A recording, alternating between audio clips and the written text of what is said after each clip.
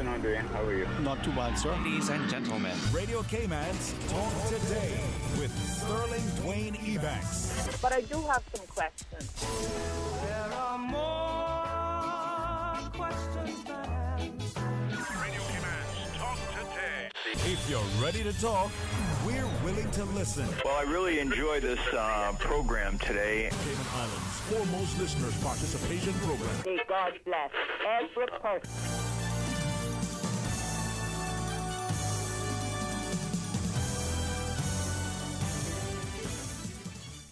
Good afternoon and happy Monday, Cayman Islands. This is Kathy Miller and I am filling in for Sterling Dwayne Ebanks this afternoon. We have a full Talk Today for you this afternoon. Our first guests, we have Brent Hydes in studio, and we might be joined via telephone by Chris Burke, possibly Dr. Alexandra Bodden, all from Hope for Today. From 1 to 1:30 p.m., we have Katina Anglin from the Christian Association for Civics and Political Education discussing some of the key areas the Christian Association will focus on for 2022. Then we're going to have open line for a little bit, and followed by that will be some representatives from Cayman Enterprise City so we can hear about their internship program. We're going to throw it back to you for a quick message and a little commercial break. Talk Today is brought to you by Subway, open 24 hours in Countryside, Anderson Square in Georgetown, and Centennial Towers in West Bay. And by the Ministry of District Administration, Tourism and Transport. Explore your history, explore your land, explore your sister islands. MedLab in Smith Road Plaza, your complete medical laboratory solution. Call 949-7331. And Savannah Pharmacy in Countryside Shopping Village, convenient opening hours including Sundays and holidays. Radio Cayman's Talk Today, the Cayman Islands' foremost listeners participation program. We ask our listeners to avoid statements or comments which are abusive, derogatory, malicious, or defamatory. Do not use any indecent language or make any statement which is false or misleading. Email talktoday@candw.ky or call 1-800-534-8255. Courtesy of Flow, Cayman's #1 network that connects you to your world like never before. Let your voice be heard. Once again, here's your host, Sterling Dwayne Ebanks.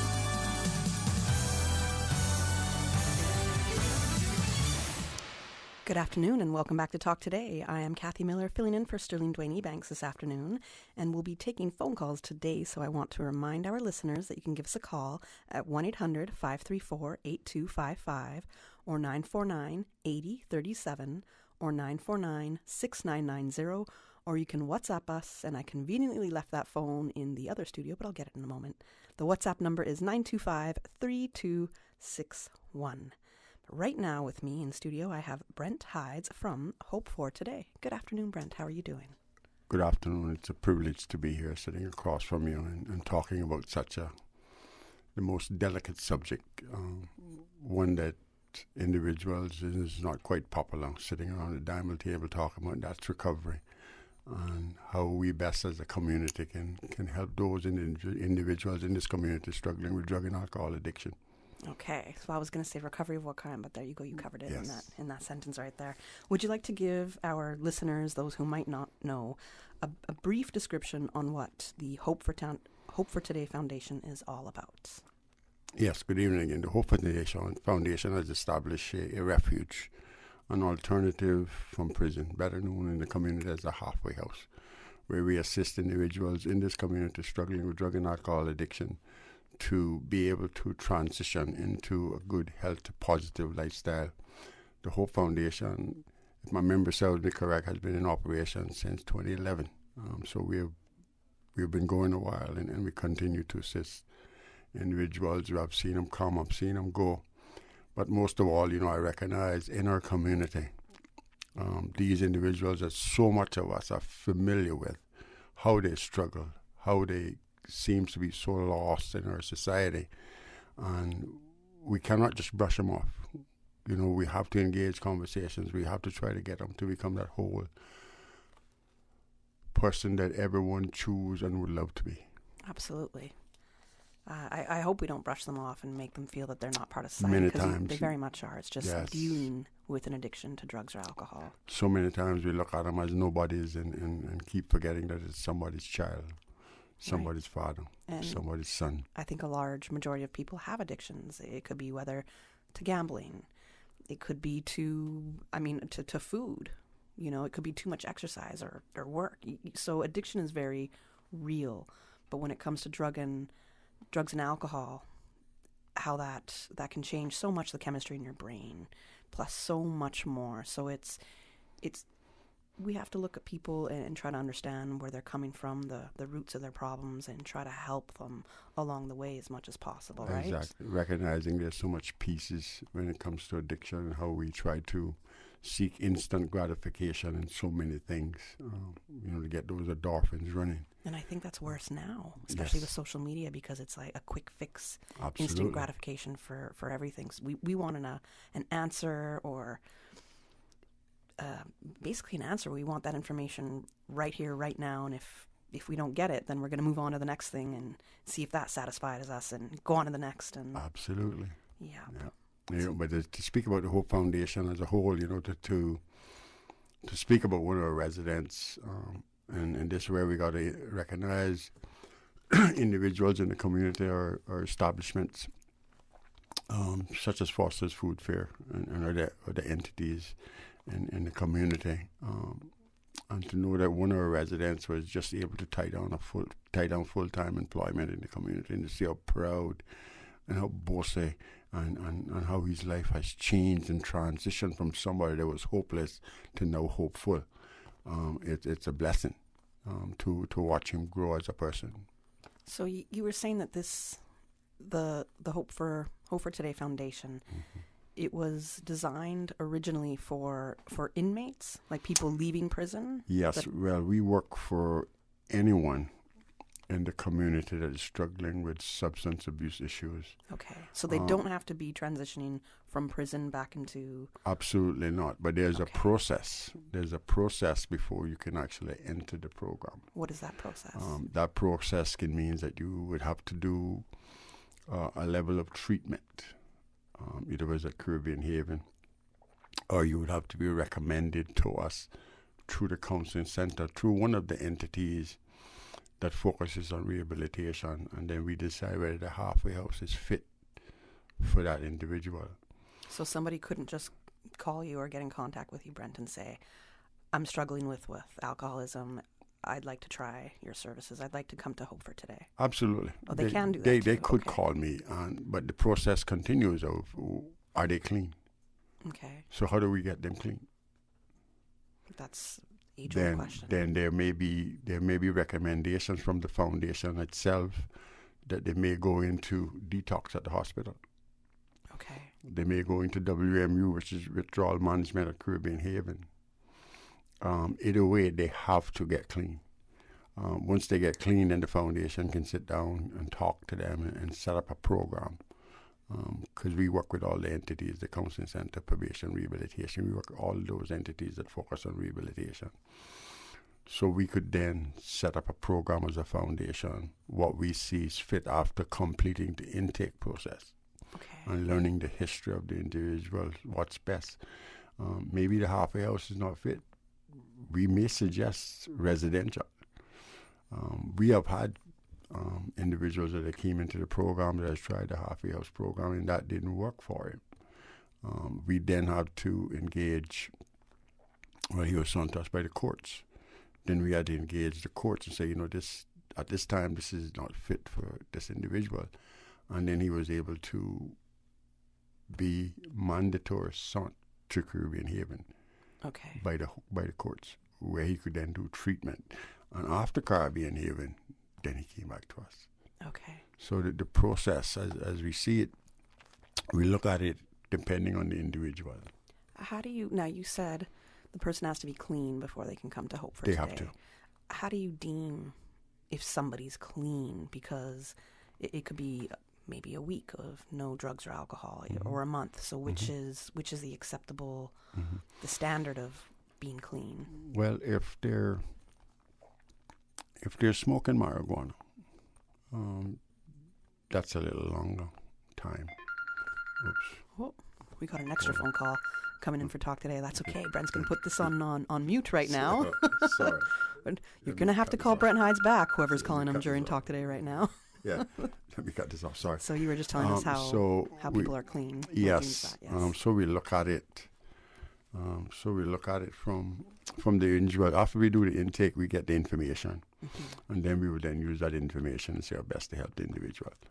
I think the last thing you had said before the phone rang was, if one is smoking marijuana, it's a bit longer. Yes. Before they're off of it, you mean? Like the process to get off marijuana might be longer as opposed to... Correct. Okay. Either way, that individual has to get clean before he can enter the program.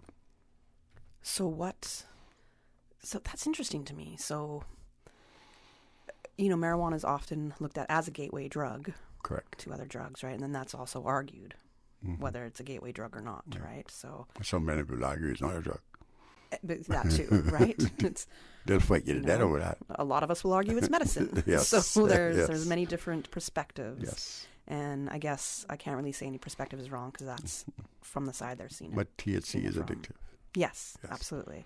THC is addictive. Mm-hmm. I would think that coming off of a harder drug would take longer than marijuana. So that's interesting. Well, we're coming off of cocaine. If you've been smoking cocaine, it could take anywhere from 3 to 5 days to actually get it out of your system. Now, remember, there's another piece to that where we try to get to the bottom of the matter, to the root of the cause, is why someone is using drugs. Right. But you got to remember that it's more than the drugs. It's the other issues that's connected to the individual, why he's using drugs in the first place. Right. So we got to remember, even after getting clean, we have to then try to get to the root of the matter and try to set up a program that would keep the individual clean. Absolutely. Yes. Yeah. It's very hard to do something just cold turkey with no support or tools to help you get through that next phase, your current phase and the next phase. And that's why the halfway house is so important. Right. So we're going to come back and continue this discussion. We've got to go to a quick commercial break right now, and then we'll be back with Brent Hydes from Hope for Today.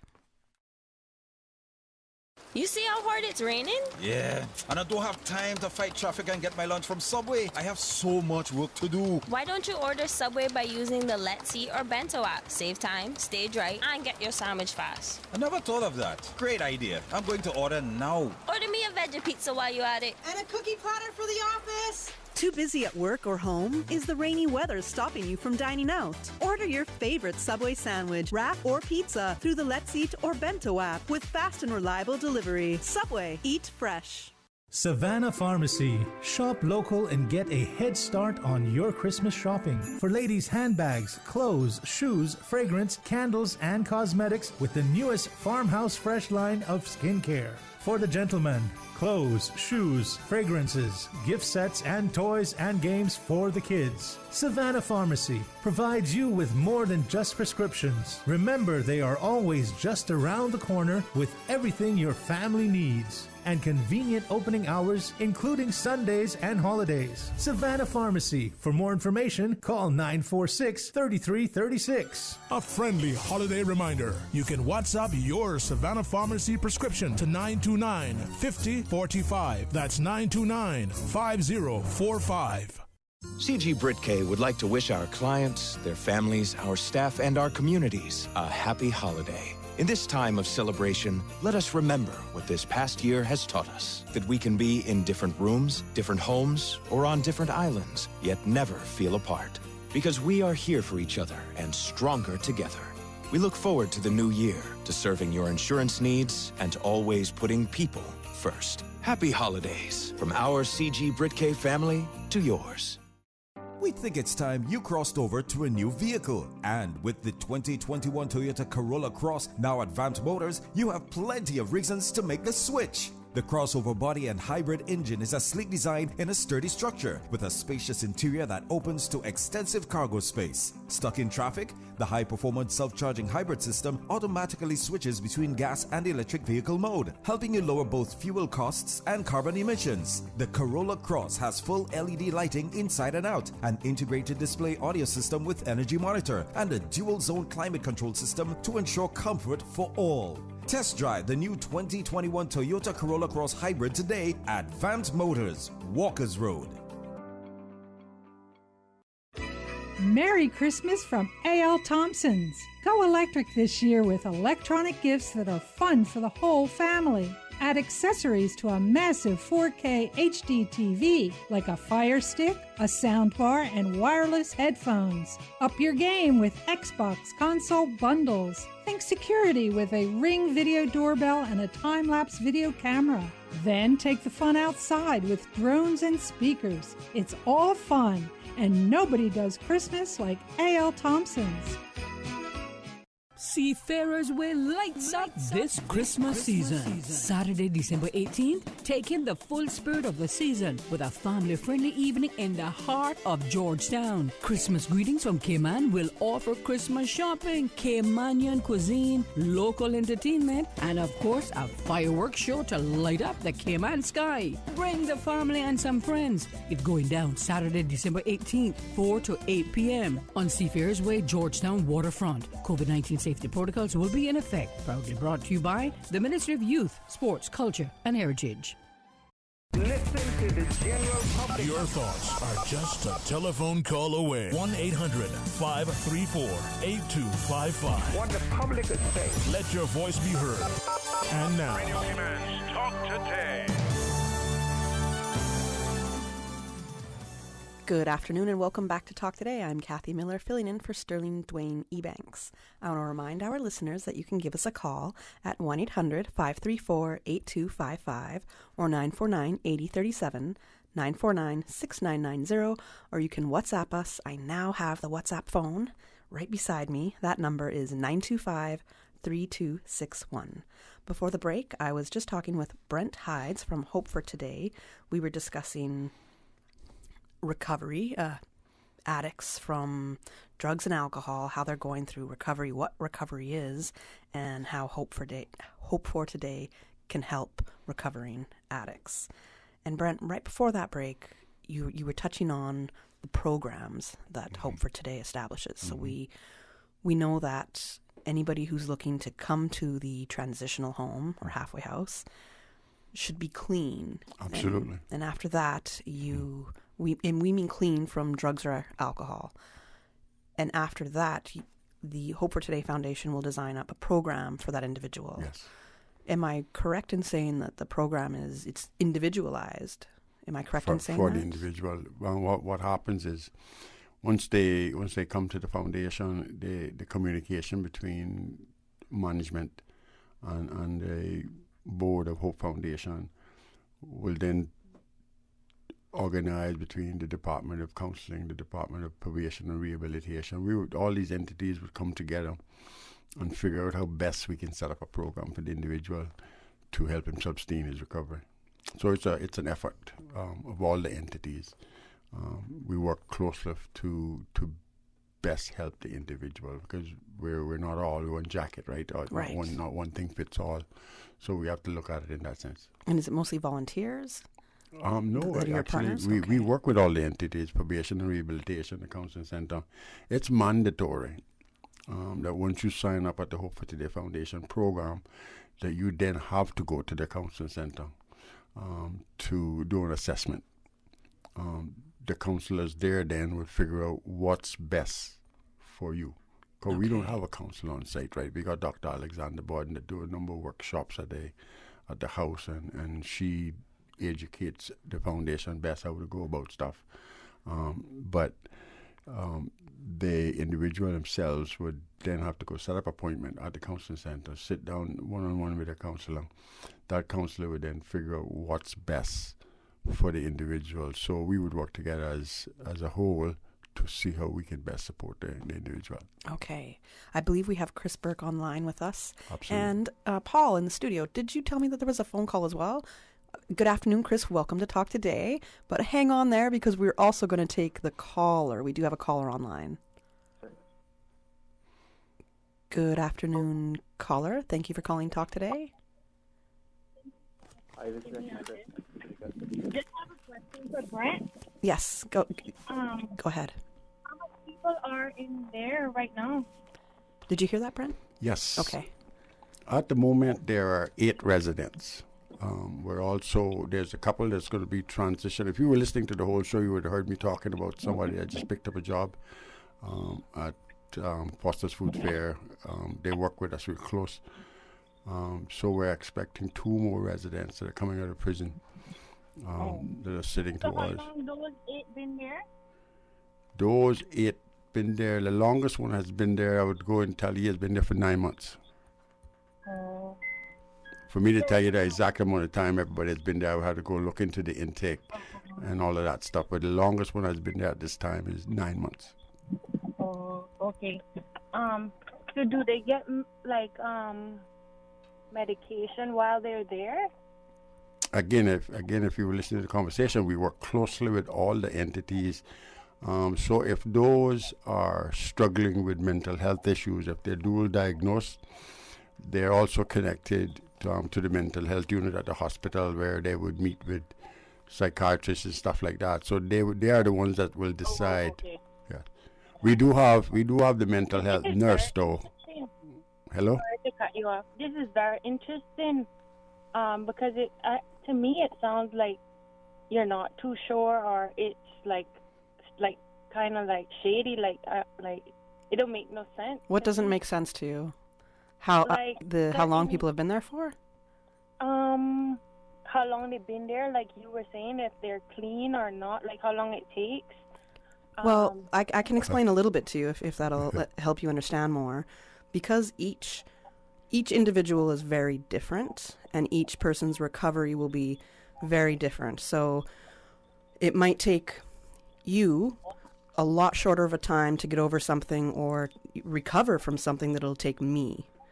You might have a more natural ability. You might be in a better place mentally, or stronger ability than I might have to deal with something. Another part of it, secondly, medication. Like Brent can't just prescribe medication. That's going to come from a doctor.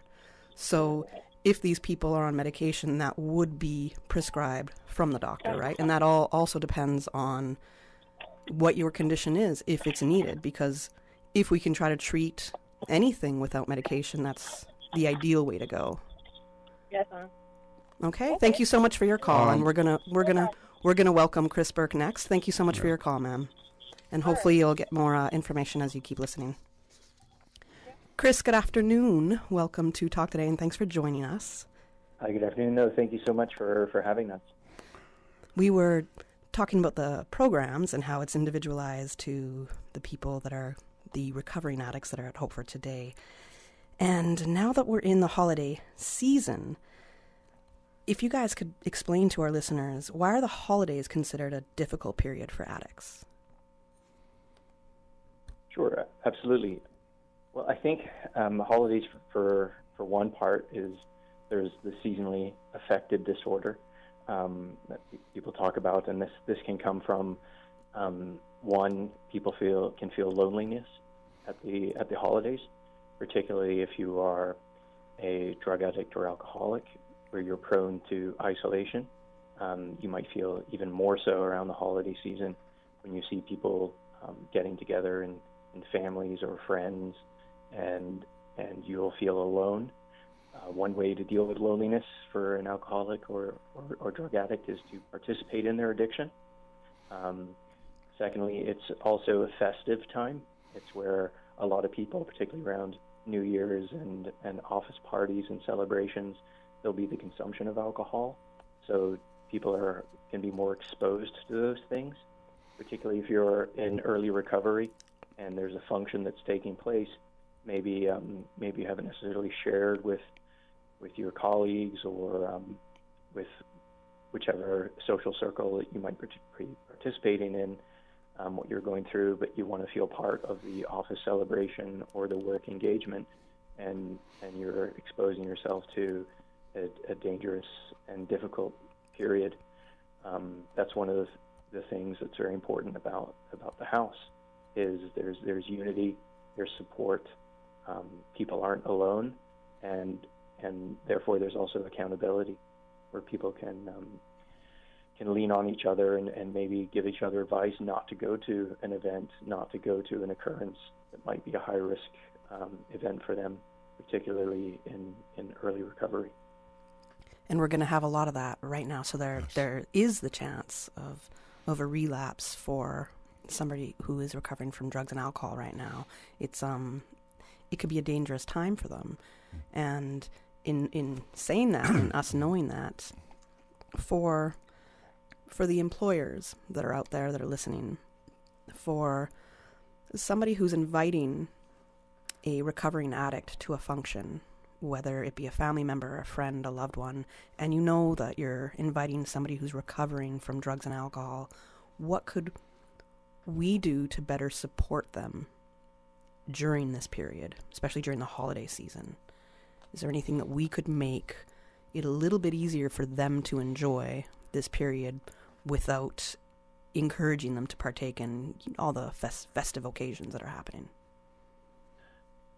I think that the onus is definitely always on the individual themselves to decide whether or not an event is high risk for them, and not decide that alone. Decide that by talking to the people in recovery, their counselors, and deciding whether to attend or not. I think what the help that can come from outside is just generally around pressure, where you don't know what somebody's going through, and sometimes there's this peer pressure thing where people don't like to drink alone, or don't understand why somebody's maybe not participating. Maybe it makes them feel uncomfortable themselves, and maybe take some consideration that somebody might be going through something. They might have a malady that the rest of your colleagues or social circle doesn't have, and maybe they're not in a place where they're willing and open to share what they're going through. So I think there can be a consideration that maybe somebody's not participating and maybe not even attending due to what really is a life-threatening malady.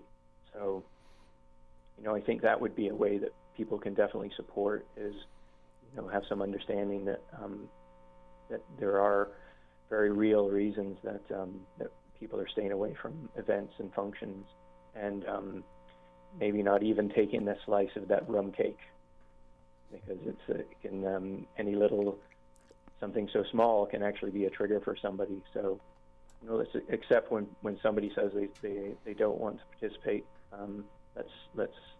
Let's respect their wish and not really push them. And then from events and functions, I know it's difficult. We have with trying to attend something that doesn't include alcohol and drugs, and if you particularly alcohol, of course, and to think about even restaurants or cafes on island that don't sell alcohol, and you'd be surprised at how difficult it is to go somewhere that doesn't have some form of alcohol on the menu. It's very difficult. I'm saying this from my experience in trying to put down alcohol in the past year. It's very hard to find a mocktail on a menu. Yes, because even if we want to, taking somebody from the house out to a lunch or a dinner just for a social occasion, and understanding that in terms of their participation in the house and probation from incarceration might involve not attending any place that serves alcohol, and then trying to find, you're somewhat relegated to fast food establishments. Right. And so I understand why it can be difficult to arrange an office party in an environment like that. And certainly the onus shouldn't be on on an employer to cater to one person. It should more be around, if you are doing that and somebody's not able to attend, maybe, give them a gift voucher to the movies instead, or something like that. That's a nice alternative, or a good idea. Or, I mean, even if they are coming, make sure there's alternatives for them to drink or consume, and it's not just all alcohol infused. Yeah, then again, food. We got to remember that the responsibility should not be on the employee. You got to remember that at some point the individual has to take some responsibility for his own sobriety. Right. Well, not just employers. Yeah. This could be a friend. Yes. I know somebody's struggling with something. I'm going to have a function. Mm-hmm. How can I better support them? So, again, if it's a family function, the family should not be putting any whole lot of pressure on the individual. Why can't you attend? Right. I think they need to try to practice becoming much more understanding. All right, we got to go to a quick commercial break right now, and when we return, I'll be joined again in studio via phone by Chris Burke, and in studio, Brent Hides from Hope for Today. Are you planning a social, an office party, or event over the holiday season? Make the most of your holiday party and leave the catering to Subway. Choose from small and large sandwich platters, double meat wrap platters, and top it off with optional cookie platters for dessert. Or ask about our Subway Box to Go with the option of a 6-inch or foot-long sandwich, 1 cookie, and 1 bag of chips. Cater your holiday parties with Subway. Visit subway.ky for menu options. Subway, eat fresh. For medical lab services in Cayman, go straight to MedLab. Blood test, x-ray and mammogram, all of that is MedLab. Affordable fees and friendly service, a full professional team. MedLab is always comfortable, MedLab is always clean. For medical lab services in Cayman, MedLab. Call 949-7331 and ask about MedLab's new state-of-the-art digital mammogram machine. FedEx Delivery. Share this season with everyone by shipping your rum cakes and gifts with 30% off and get an additional 20% on your next shipment. Visit us. Restrictions apply. You can now register online to receive a securely verified digital copy of your COVID-19 vaccination status with QR code through the MyHSA patient portal. Sign up is available online and at all HSA locations. All you need is your photo ID showing date of birth and an email address. Visit hsa.ky and click the MyHSA patient portal icon to get started. It's the most wonderful time of the year, and Dollar Superbuys Babes to Teen have what you're looking for this Christmas season. Babes to Teens have beautiful Christmas dresses, everyday dresses, outfits, tops, rompers, jeans, underwear, and hair accessories, sandals, toys, fidget spinners, novelties, books, and don't forget the baby selection. And to make the Christmas season even jollier, Babes to Teens is offering up to 20% off clothing items. Save on all of your Christmas gifts from Dollar Superbuys Babes to Teens. Babes to Teens is located in Unit Number 8, Plaza Venetia, North Sound Way. Open 9:30 a.m. to 6 p.m. Telephone 946-8157. Merry Christmas and a Happy New Year to all our valued customers. Talk today. But I do have some questions. Talk today. Cayman Islands' foremost listeners' participation program. Talk today. Because there are more questions than answers. What the public is saying. Waiting to take your calls right now. Sterling Dwayne Ebanks. Good afternoon and welcome back to Talk Today. I'm Kathy Miller, and in the studio with me I have Brent Hides from Hope for Today, and on the phone we have Chris Burke, who's also a board member for Hope for Today. Welcome back, Chris. I hope you're still on the line with us. Yes, absolutely, and thank you very much again for hosting us today. Oh, no problem. Wish we could have had you in studio, but I know things come up, so I'm glad you were able to join us via telephone this afternoon. And right before the break, we were talking about how the holiday season can be a difficult period for addicts, and how we can support recovering addicts during the holidays, and why the holidays are particularly hard. One of you, I can't remember if it was you, Chris, or you, Brent, but one of you had mentioned some triggers that would cause an addict to relapse. Could you go over what some of those triggers might be, and if if somebody, if that person has transitioned back into public life, for example, and they're no longer at the foundation, is there any warning signs people who are, if I'm looking after a friend of mine that's a recovering addict, is there any warning signs that I might see that could trigger them into a relapse? Well, I know for me, in the early stages of my recovery, I had to actually be careful of the stuff that I might have seen in an ashtray. If I seen a piece of aluminum paper in an ashtray, which is what I would use to sometimes make a crack pipe, those little things would send my mind just flying. I mean, there was some cans, some just pieces of stuff that I've used to make crack cocaine pipes and stuff like that. If I have seen those things, automatically my brain would just automatically go, wow. And that's to me, that seems so small and insignificant, but to you, it was that could have triggered you right back into a relapse. Just start bubbling, tickling, my head start going all over the place. Wow. Through the grace of God, I never think about using dope today. The desire to use dope has been lifted from me, but in early recovery, just seeing little things, just going to some places and seeing some people would automatically send my mind flying back into thinking about use. Chris, what about you? I think relates quite a bit to an answer that you gave to the lady that called in regarding everybody having a different experience, and so different things might trigger different people. And they talk in recovery about being aware of people, places, and things. And what are the people, places, and things that you used to associate with your addictive behavior, whether that be with alcohol or drugs. So one of the key ways to address that is once you've changed those things, ideally through in our program, for example, we have people in a house that all live together and are exposed to one another who are trying to find a better way to live and a blueprint for life. And so they have a support group, and they're in a safe place with a support group and are focused on recovery.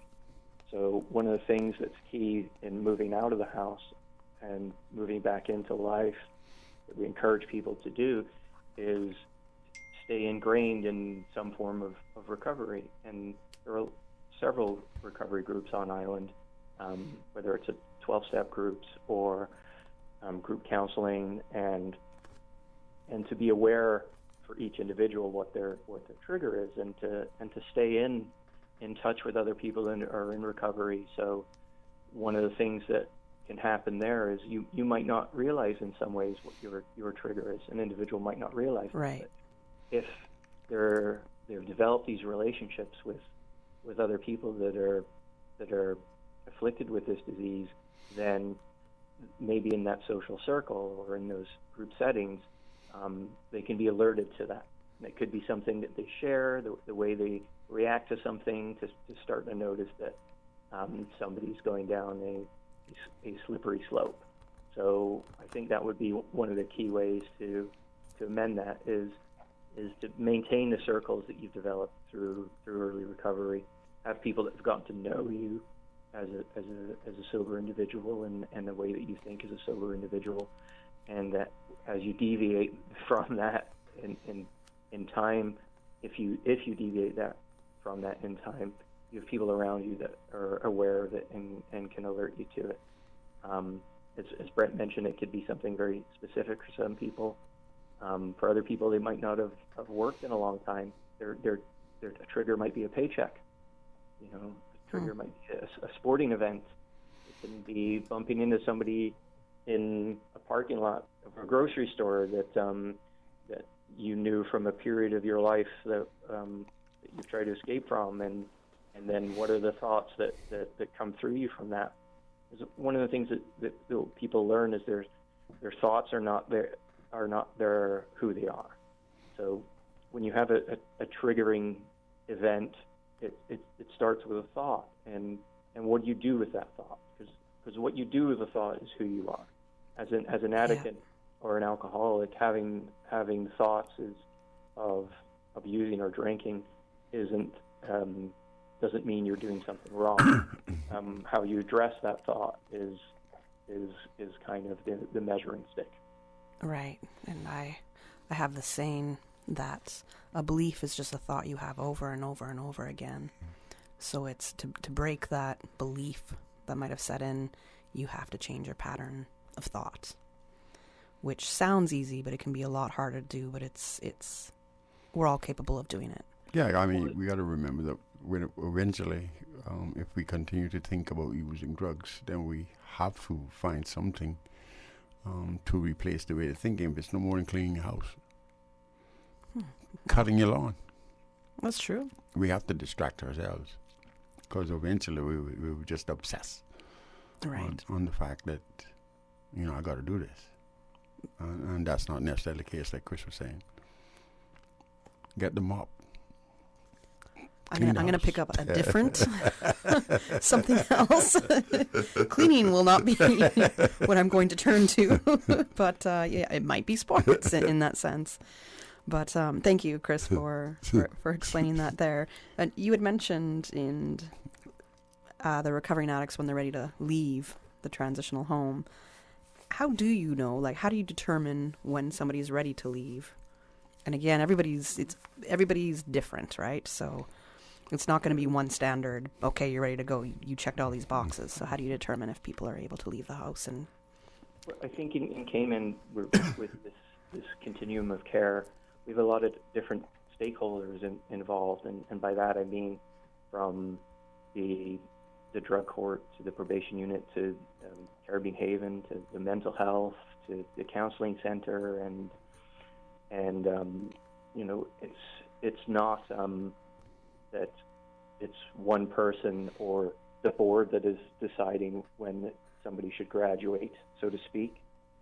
It is what is taking place during the intake, and what are the goals that need to be addressed, and what's aimed to be achieved over the person's time in the house specific to them, and that's why we stay in touch and involved with all of those different stakeholders to make an informed decision about whether somebody's ready to leave or not. Because often the person that's least qualified to make that decision is the individual themselves, and so we want to make sure that we're involving everybody that's included in this person's recovery. And one, it can also be about employment. It can be about family support for somebody that might be, emotionally and mentally and physically ready to leave the house. They might not be financially ready to do so. And so, is there some availability for funds at the needs assessment unit? Is there a family member that can take them in? So there's so many different pieces to consider in that regard. Obviously, one of the key factors that we do have in knowing when it's time for somebody to leave is, have they broken any of the key rules to which they agreed to when they came into the house? But you might have already covered that in the earlier discussion. No, I don't think we did as yet. But we have to go to our 1 p.m. news headlines. You're welcome to stick around after the news headlines. I can welcome you for at least up until 1:15, so that's up to you guys if you want to stay with me. But we got to go to the news headlines, right? Chris seems like you're doing real well, so you better keep in mind. We're keeping you, Chris. Let's go to the news. Radio Cayman, the voice, the heart, the soul of Cayman Islands. Today's biggest news. Radio Cayman. Your voice, your choice. Local, regional, international. This is Headlines from Radio Cayman's newsroom. Today's biggest news. With your latest headlines, I'm Felicia Rankin-Solins. The Cayman Islands Public Library Service advises that all public libraries will be closed on Friday, December 17th to facilitate a staff function. Regular business resumes at 10 a.m. on Saturday, December 18th. In international news, U.S. rescue teams are racing to locate dozens of people after tornadoes devastated towns across Kentucky, with at least 64 confirmed deaths. At least 105 people remain unaccounted for.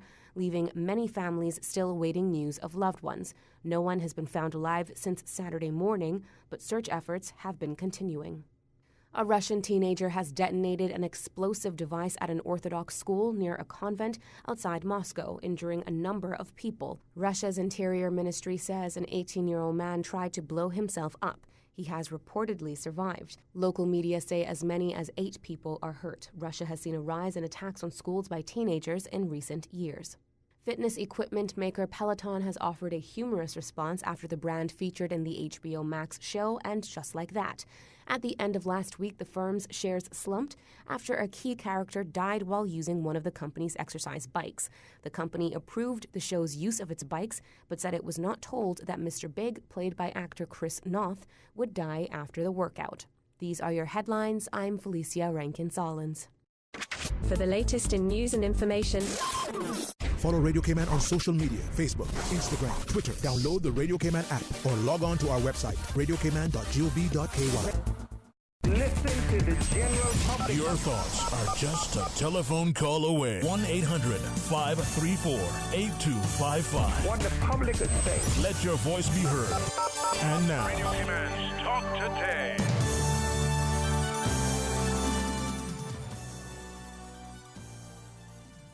Welcome back to Talk Today. I don't know what I was waiting for right there, Paul. I thought you were going to introduce me, but that's okay. I can introduce myself. My name is Kathy Miller. I'm filling in for Sterling Dwayne Ebanks, and I have in studio, but he's about to say goodbye, is Brent Hides from Hope for Today, and on the phone we have Chris Burke.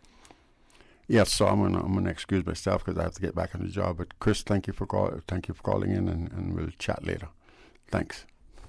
All right, thanks for joining us this afternoon. Yes, and giving us some more information, and I look forward to speaking with you again because I know it'll be probably within a month's time or so, Brent. So thank you so much. Have a happy holidays if I don't see you before then, okay? All right, Chris. We still got you on the line? Oh, we don't have Chris on the line anymore. Okay, all right. So I'm going to talk about some of the information that came in about updated travel procedures with COVID. So to word for word, I'm going to read for you the press release that came out on December 11th, which was Saturday.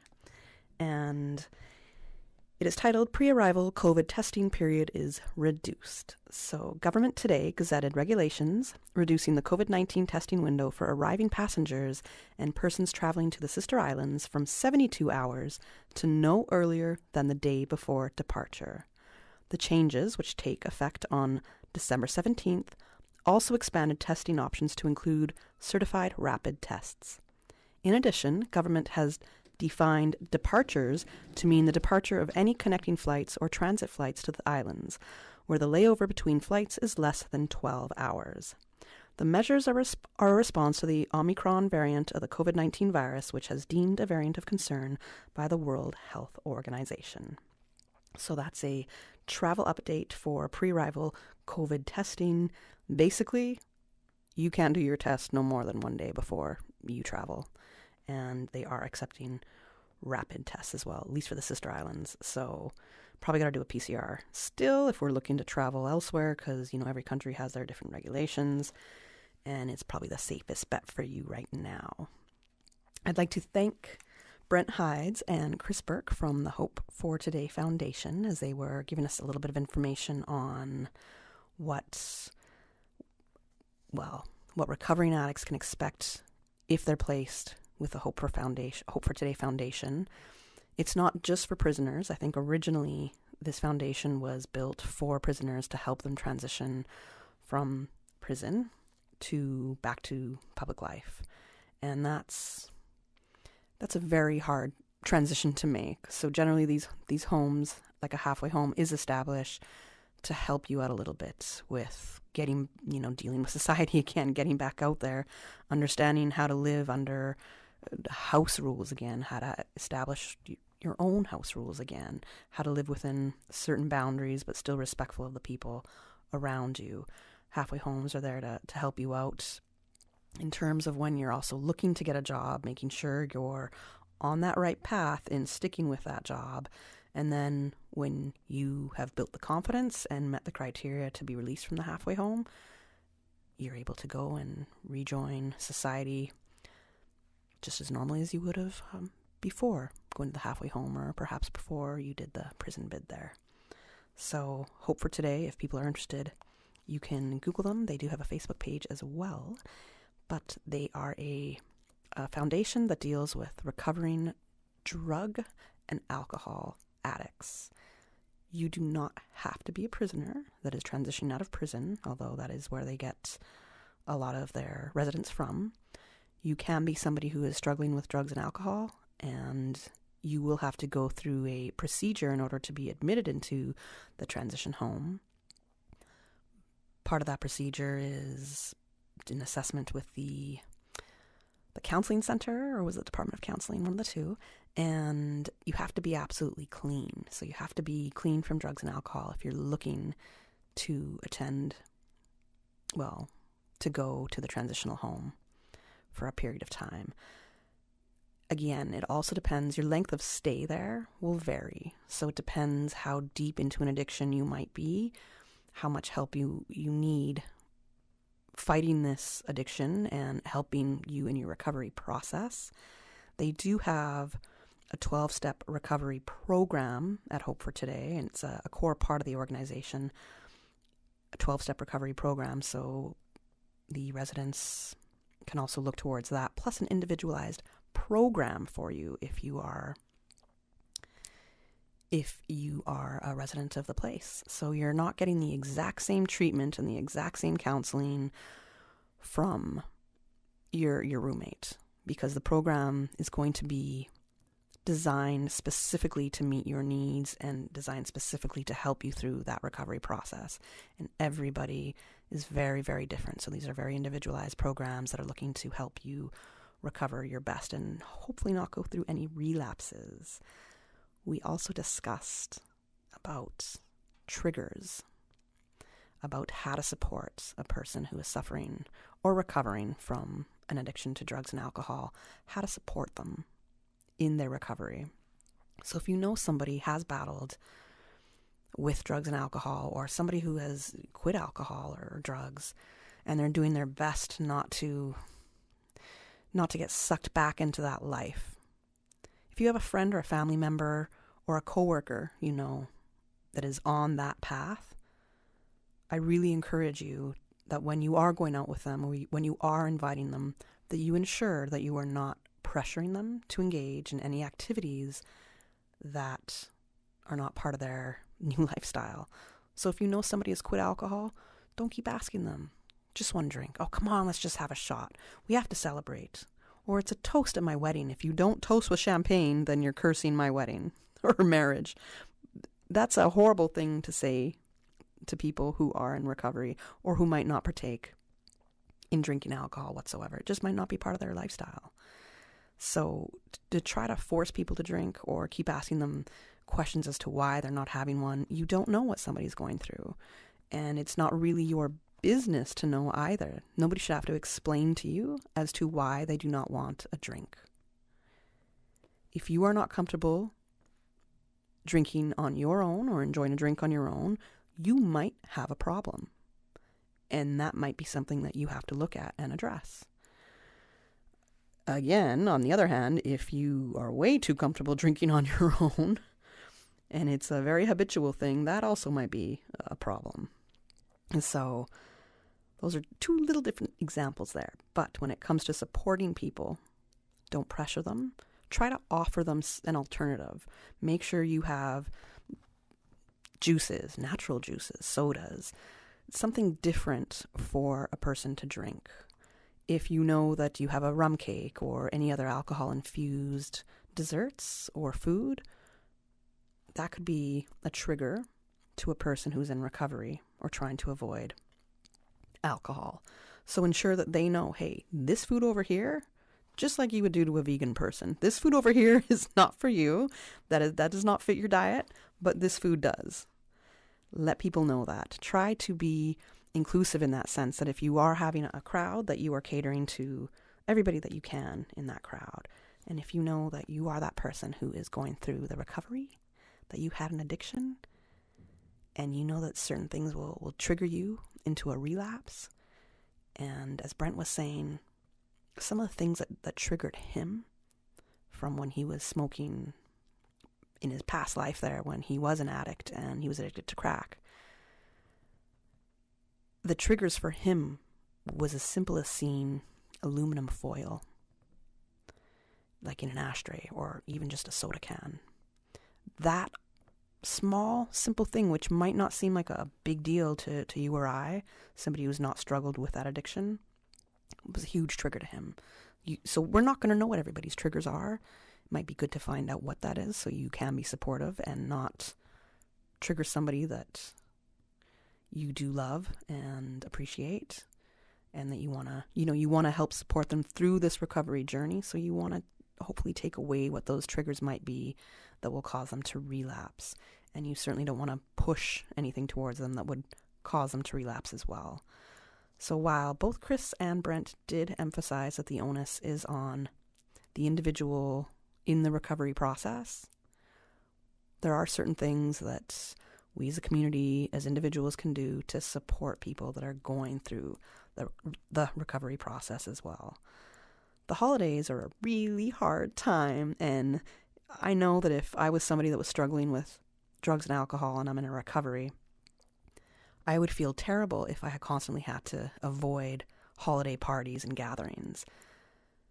So to know that I can go somewhere and know that there's alternatives for me to drink, know that I won't be pressured, I have to know who my friends are, who I'm surrounding myself with, that will also help me enjoy the holidays and enjoy spending time with loved ones, with friends and family. So I would want to try to attend these parties if I was recovering, but I would want to know that I am around the right people that aren't going to pressure me to engage in behavior that doesn't serve me. So if you are one of those people, it's a really hard time, but I encourage you to do your best to avoid relapsing during the holidays. There was so many different statistics out there, but relapse, from what I read earlier through a couple different sources, a relapse can occur between, I think it's 40 to 60% of addicts can relapse at any time. But with the holidays, there's an increased 33% chance, approximately, of that relapse happening. I saw another statistics that said it's a 150% chance of a relapse during the holidays.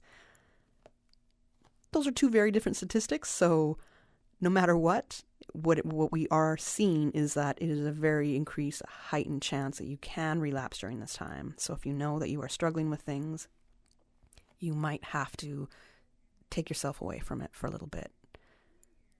Brent said that there was a variety of options, so Hope for Today is one of them. If you are struggling with drugs and alcohol, there's also the Wellness Center, the Department of Counseling, there's the Employee Assistance Program, there's On-Course Cayman. There's so many different options. There's the Alex Panton Foundation, if you are struggling with mental health. So there's so many different options for you to explore. You just have to see what's the best for you. And sometimes it might not even be that. Sometimes it might just take you talking to somebody else, and like a loved one, and they can help you get through that together, hopefully. We're going to go to a commercial break right now. And when we come back, we might be joined in studio with our next guest, Katina Anglin. I'll let you know. As with much of history, historical facts tend to be passed along via the older folks and stories. One of the fullest early accounts of the settlement of Cayman Brac was given by H.W. Rutty, J.P., in 1908, which was gathered from the oldest residents. The first settlements were made in 1833, when three families bearing the names Rich, Foster, and Scott from Grand Cayman went to the Brac. Although others came from Grand Cayman and Jamaica, the present population in 1908 was composed of descendants of those three first families. Of the traditional founding families, the Fosters and Ryans have the fullest genealogical and oral records. Information from this historical vignette was sourced from Founded Upon the Seas, A History of the Cayman Islands and Their People by Michael Creighton and the New History Committee. We may be in Christmas shopping mode, but 'tis the flu season too. Savannah Pharmacy has immune system boosters for the entire family with a range of vitamins and supplements. Their knowledgeable and courteous pharmacists are always available to offer the best advice and products. Remember, they are always just around the corner with everything your family needs and convenient opening hours, including Sundays and holidays. Savannah Pharmacy. For more information, call 946-3336. A friendly holiday reminder. You can WhatsApp your Savannah Pharmacy prescription to 929-5045. That's 929-5045. For medical lab services in Cayman, go straight to MedLab. For a full range of medical services, pleasant, clean and comfortable environment, no long lines and affordable fees, visit MedLab at the Smith Road Plaza. Open Monday to Friday, 8:30 a.m. to 5 p.m. and half day on Saturdays. Call 949-7331 to make your appointment. For medical lab services in Cayman, MedLab. Ask our professional team about the benefits of cutting-edge technology with MedLab's new state-of-the-art digital mammogram machine. Take the stress out of the hustle, bustle, and mask wearing to find your loved ones a Christmas gift this year. There is a better way. Give them a gift certificate for an enjoyable and relaxing experience at Villa Vanel in the beautiful island of Cayman Brac. Let them enjoy Christmas and bring in the new year at Villa Vanel. For gift certificates, contact reservations at villavanel.ky or call 926-7724. Gift certificates are valued for a year from the date of purchase. Merry Christmas and a Happy New Year from Villa Vanel. Study local and go far this spring. Want to start your bachelor's or associate degree or just need a few classes to complete? Registration is now open for spring classes at UCCI. Scholarships are available for the spring semester, but you need to act now to meet the deadlines. Visit www.ucci.edu.ky to enroll now. Classes begin January 10th. Enroll by December 1st for a chance to win an iPad or a laptop. Listen to the general public. Your thoughts are just a telephone call away. 1-800-534-8255. What the public is saying. Let your voice be heard. And now, Radio Cayman's Talk Today. Good afternoon and welcome back to Talk Today. I'm Kathy Miller, filling in for Sterling Dwayne Ebanks. And on this segment of Talk Today, I am very happy to welcome Katina Anglin. She is from the Christian Association for Civics and Political Education, and we're going to be discussing some of the key areas the Christian Association will focus on for 2022. Good afternoon, Katina. Welcome to Talk Today. Good afternoon, Miss Miller. How are you today? I'm excellent. I'm a little nervous because I know you're always with Dwayne, and it's all these very serious, in-depth conversations. I'm like, oh, maybe she's more comfortable with Dwayne, but I'm going to try my best here to fill his shoes because... Well, just kick back and relax because you got more hair than Dwayne and you're better looking than OC, so you're off to a really great start so far. Am I not better looking than Dwayne too? I thought I had that one up on him as well. The Bible says that all truth be spoken, yes. She's going to get me today, guys. And since we're speaking all truth, then you have longer hair than OC also, right? Yes, that is true, yes. Good afternoon, Cayman Islands. God bless you. I would, of course, it would be remiss of me not to say good afternoon to Mr. George out there in Bordentown, Mr. George Chalet. A special good afternoon to Miss Charlene. Charlene, you call me after the show, please, because you know how the run-ins go. A special good afternoon to Donna and to Izzy, to Cassie and to all the women in the prayer group, and to the many, many others that I cannot name individually here. You're not left out. You're not forgotten. It's just way too many to name you individually, and that's a good thing. So I just want to say good afternoon to everybody, and God bless you. So we were talking about the lineup for the Christian Association for 2022. Yes. And some of the topics that we'll be looking at in 2022 is their interaction between government, the laws, and the people. Yes. Right? Like the vaccine mandate. Like the vaccine mandate.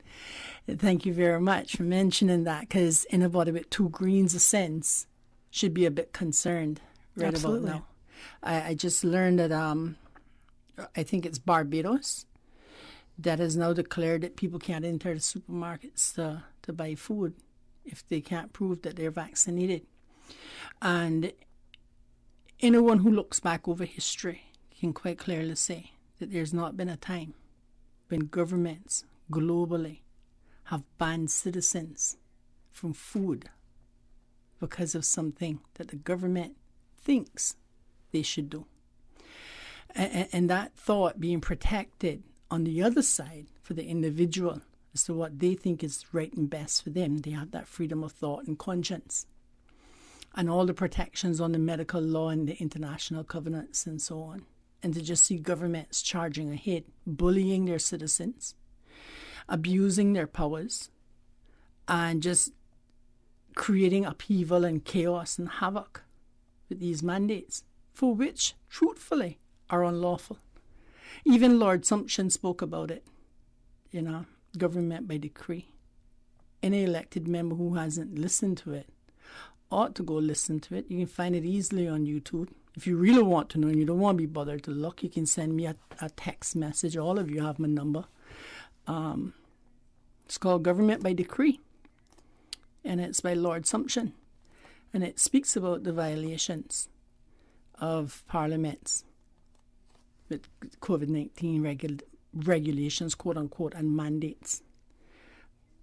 Most, if not all, of which are unlawful. Moving on from there. Yes. Let me have a look at some of the other topics that I want to talk about in 2022. And one of those topics is about the disabilities law and provisions in the Cayman Islands. And I brought a copy of it with me. And what I would first draw to your attention, and you can find this online. I'm going to look online right now. legislation.gov.ky. It's an awesome site. Listen, if you have any question about what's going on, you go to legislation.gov.ky. You see the bills that are coming before the House. You see recent amendments, new regulations, everything. It's right there. Sets out about the rule of law and everything. And you can even search by subject, not just by title of the law. So maybe you don't know exactly what law or what laws cover the situation, so you search by subject. So yeah, it's an awesome site. We should all be living on there. There in the Christian Association's website, christian.ky. So I'll start with Section 20, which says this law binds the crown, right? And part of this is that the government is to make reasonable accommodations for persons with disabilities. And I want to take the time to just touch a little bit about what the reasonable accommodations are. Government needs to ensure are taken. And I have seen better accommodations in the private sector than in the public sector. It says reasonable accommodation means the necessary and appropriate modification and adjustments, not imposing a disproportionate or undue burden where needed in a particular case. To ensure to a person with a disability the enjoyment or exercise on an equal basis with persons who do not have disabilities of privileges, interests, benefits, and treatments, and the facilitation of such privileges, interests, benefits, and treatment by the provision of ancillary aids and services, including, and it sets out assistive devices. There's A through D, but at D it says physical modification to buildings and the built environment. If we take one simple built environment, would be sidewalks. Right. Just take a drive through Georgetown, the town center. And as you're driving, just question, is this town built or has been modified for ease of access for disabled persons and for the elderly? Remember that the elderly have a greater challenge with their mobility than we do as younger people. Right. Stepping up on a sidewalk is easy for a 6-year-old, absolutely no challenge for a teenager. But then here comes an 80-year-old with a cane. They're able to make the distance.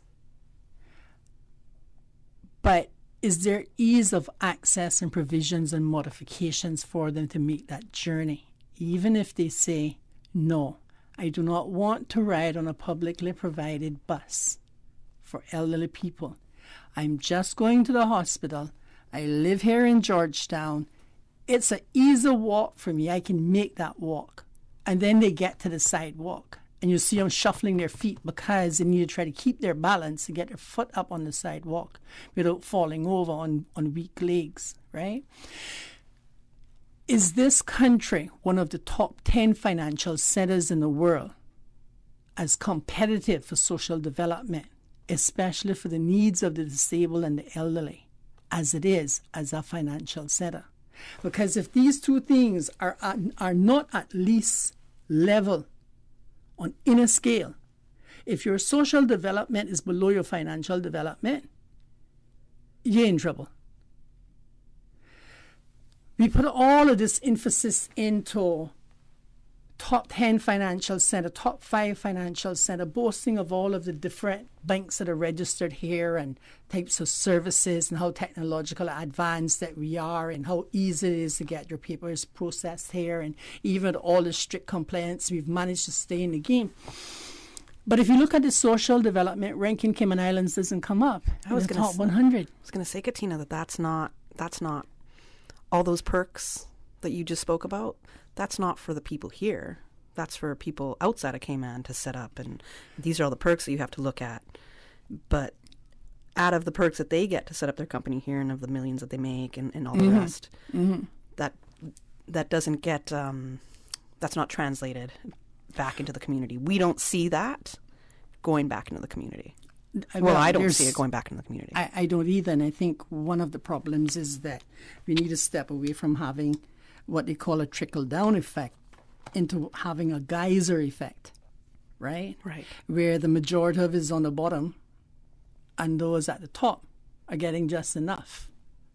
Because I think it's great that you get paid for your intellectual property and your ability to lead and stuff like that. I think that's pretty awesome, right? And you should be compensated fair wages for fair labor. But don't forget that it's the serfs down here who's plowing your land, who's putting in all the long hours and doing all the hard work, and then trying to make it home for their children. You know, how do you balance that out properly? Because you can't do it not from a trickle-down effect. Goodness, I mean, if you ever watch a drop of water running down a sheet of glass in sunshine, it never makes it to the bottom. Yeah, it's a great analogy. We need to get rid of the trickle-down effect. There's no reason why we should be talking about employment in the workforce, talking about a trickle-down effect. We gotta take a commercial break right now, and I'm being told that we have 2 callers online. So after this commercial break, we're gonna take our callers. Callers, hang on with us. We'll be with you in a moment. At Subway, we caramel a lot about our customers, so we decided to give you 2 treats in one with the new Caramel Apple Cookie. Enjoy cinnamon apples, caramel bits, and salted caramel crunch baked in, and topped with a drizzle of caramel-flavored icing. Gooey, crunchy, and yummy. Complete your Subway sandwich, pizza, or salad with the delicious Caramel Apple Cookie or any other cookie flavor and dessert, available for a limited time at all Subway locations. Subway, eat fresh. The technology sector is forecast to be one of the fastest growing industries in the next decade, with more jobs available than skilled people to fill them. Enterprise Cayman is helping to fill this void and grow the next generation of Caymanian innovators, giving young people access to high-quality learning experiences with the opportunity to pursue careers in technology and innovation sectors. Learn to code, how product development works, enter professional competitions, access high-tech resources, network with special economic zone industry professionals, and much, much more. Visit enterprisecayman.ky to find out more. Brought to you by Cayman Enterprise City. Make your house into a home Welcome to Brand Source Home Gallery, your source for premium products and a premium experience. We'll design and install your dream kitchen with crafted cabinets, complemented with elegant appliances. We'll fill it with quality houseware and cookware. Custom-designed closet and storage solutions organize and beautify any area. And with the finest bedding, you'll get a perfect night's sleep knowing Brand Source Home Gallery has everything you need to make your house a home. The Cayman Islands Chamber of Commerce Pension Plan. We're here for you. Please be advised that the pension contribution holiday has been extended until 31st of March, 2022. Employers and plan members should ensure arrangements are in place for salary deductions and remittance following this date. The Cayman Islands Chamber of Commerce Pension Plan, keeping you informed. For further information, visit chamberpension.ky.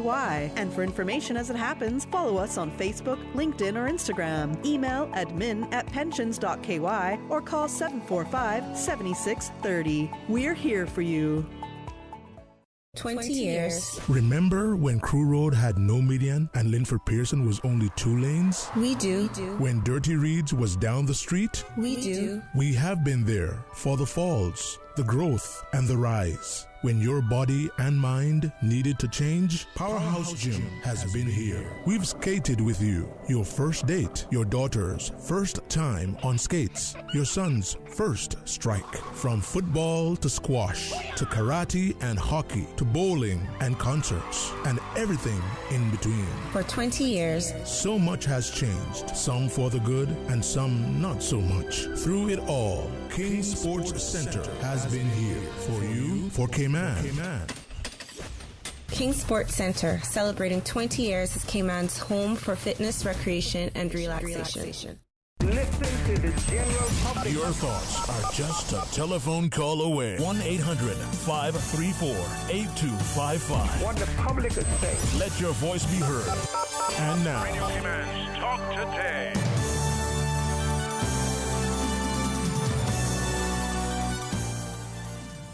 All right, welcome back to Talk Today. I'm Kathy Miller, and I'm filling in for Sterling Dwayne Ebanks. I am the better-looking version of him. Agreed. Yes, with longer hair and OC. Apparently, I'm getting all the compliments today. So, hey, Katina, you are welcome back every day that I'm hosting. As long as you boost my ego like that, I'm happy. Hey, look, I can send you a few text messages, too. That'll be good. Thank you. So I do have in studio with me Katina Anglin from the Christian Association for Civics and Political Education.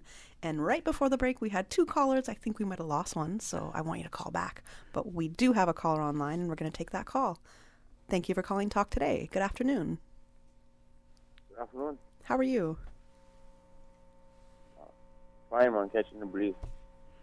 Excellent, as you should, the Christmas breeze. We've been waiting on that. Yes. Afternoon, Miss Tina. Good afternoon, Bo. How you doing? Yeah, fine.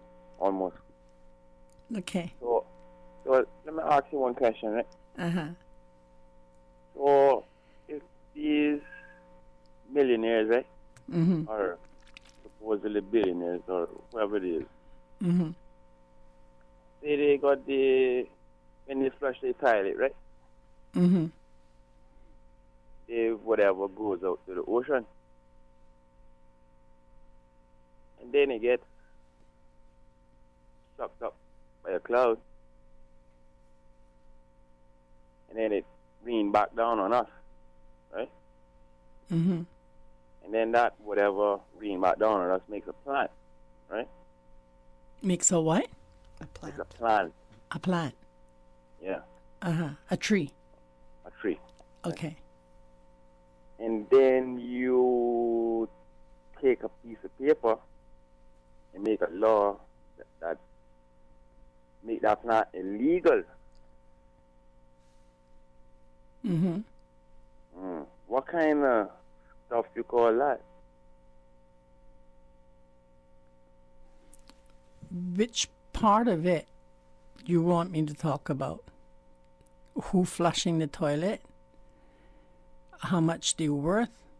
The vaporization? The tree growing?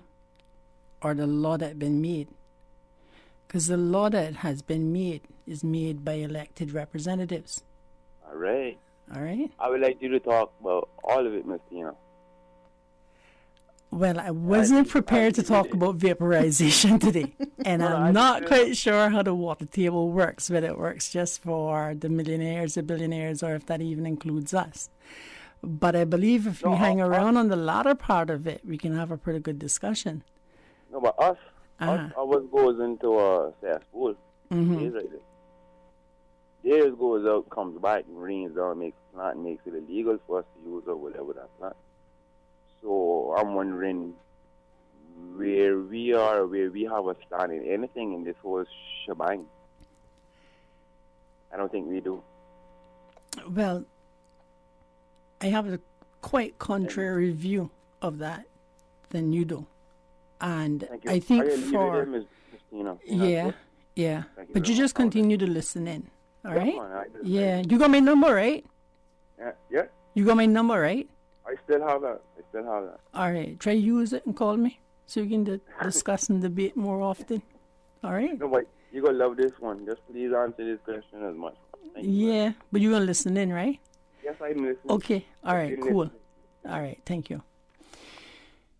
All right. Thank you, caller. We, as the electorate, have a tremendous job that we have failed to enforce. We for 4 years, we don't show up to work. We put other people out to work. We want to act like those millionaires I was telling you about earlier, who own the company, want to go out on their yachts, but doesn't want to acknowledge the contribution of the serfs. So if we turn that upside down now, and we look at the elected representatives and us as the electors and the roles that we're supposed to be playing, right? You're supposed to be showing up to work for 4 years. That's the only how we're going to know for sure who gets their contract extended. The quicker that we accept... A lot of them get their contract extended if, by your view, they're not showing up to work, they're still getting their contract extended. Yeah. You know, if we, as the electorate, would get it through the kids that there are 19 people in the Legislative Assembly who are accountable to us, particularly, first and foremost, to the electors who put you in, and to the rest of the residents and citizens in the country, because you have a constitution that protects everybody. For a long, long time, and I remember it, if I was to tell you that I can remember this conversation from as early as probably 1980, 84, around that time, right? That the government was the government and wasn't nothing you could do about it. That sounds like a totalitarian government, but okay. And I was hearing this from members in the community. Okay. As our struggles grew, it seemed like we kind of compounded within our own thoughts and our own heads and one to the other that it was the government and there was nothing we could do about it. Where were you getting this idea that it was the people in the community saying the this? people in the community. Okay. And until now, people in the community think there's nothing they can do about it. You're right. I Right? hear that often, especially from the younger generation, Generation Z, for example. Mhm. It's my vote doesn't matter. Right. But it really does. And one of the things that people in Cayman need to do is they need to start using their freedom of speech and expression more. Every elected representative is accountable first to their constituents, but simultaneously, and simultaneously secondarily, to the entire country. All right? We need to be calling our elected representatives, demanding meetings. We need to be at their councils, not carrying problems all the time, but asking them, what solution have you found for, and then you find something that affects the community. Because you're just a part of the community. Right. All right? You don't live in this one single world for yourself. Whatever your house number is, it is in a community. All right? So you demand answers, you demand accountability, you set deadlines, you say to your politician, okay, so how long you say it can take you to get this done? They say, oh, it can take me at least 6 weeks. You can say, okay, how about we call it 8? Give you a little space, little leg room to work with. Yeah. Because you're really busy. I know that because you're helping to run the country. All right. And while we're at it, I think you're doing a good or a not so good job. But come, you said 6, I'm going to give you 8. Let me get my next appointment. No, because I'm coming back in 8 weeks' time. Can I have the appointment time? No. So I can get the update. All right. You know how to follow up. Yeah. Listen, if what we do every 4 years is go into the election booth because we drank the Kool-Aid, we ate the corned beef sandwiches, and now you go in, you drag yourself in the following morning, you put down that X, you come back out and you walk away from it. And then for 3 years and 11 months, all you run up and down and say is nothing not changing, boy, this old government. What you done about it? Right? There are 19 people who are accountable to the entire country. And we need to rate this table because the table is turned upside down and we kind of thinking like, there's nothing that we can do. We have no control over this. It's just the government. They're making these laws. Okay, good. So if you don't agree with the law that's being made, go to your elected representative and say, listen, I'm going to share my view with you on this law. I don't think it's going to be good for the people, and here's the reason why. You and your elected representative may have different personal views on it, but your elected representative have to hear what it is that you're saying. They elected to represent you, right? For decades, we've been told it's the government. The government has all the power. The government doesn't have all the power. That's why the government has to keep coming back to you every 4 years, hoping that you will extend that power to them again for another 4 years. Because you know why? The power is in your ex. The power is in you. They're looking at extension on their employment contract. They're hoping that you will say yes to them. Even just like employees with a company, me with government, I have... My condolences. Oh, jeez. I'm still alive. I'm still here and kicking. I'm doing well, which I'm thankful for my employment with the government. Yes. Thank you. Now, let me tell you this, right? Cayman Islands government has some absolutely amazing employees. Absolutely. But we are judged on our we are looked at on our progress, our outputs. So, and we know, we agree, there's performance agreements. So we know that there's certain outputs that we must agree to and set with our managers for the next year. These are the goals. This is what I'll reach. These are the outputs expected, and this is how I'll get there. Yes. And if we do not meet those outputs consistently over and over again, what happens to me? You get inundated. Well, yes. That's the new phrase. You get inundated. Your contract was inundated. So I will be that. It will be ended sooner, or I won't get another contract. You won't get another contract. I'll be pushed out. It's I will lose my job. Yes. So if we can do that, if that can be done to the employees, why isn't it the same to our elected officials? It is. It is. It is that the electors don't play their supervisory role to the extent that they should. Right? Who supervises them? Us. We as the electors supervise the elected officials. Right? You go to the Legislative Assembly on, just pick a day when they're in session, and they're probably going to be talking to an empty gallery. Right.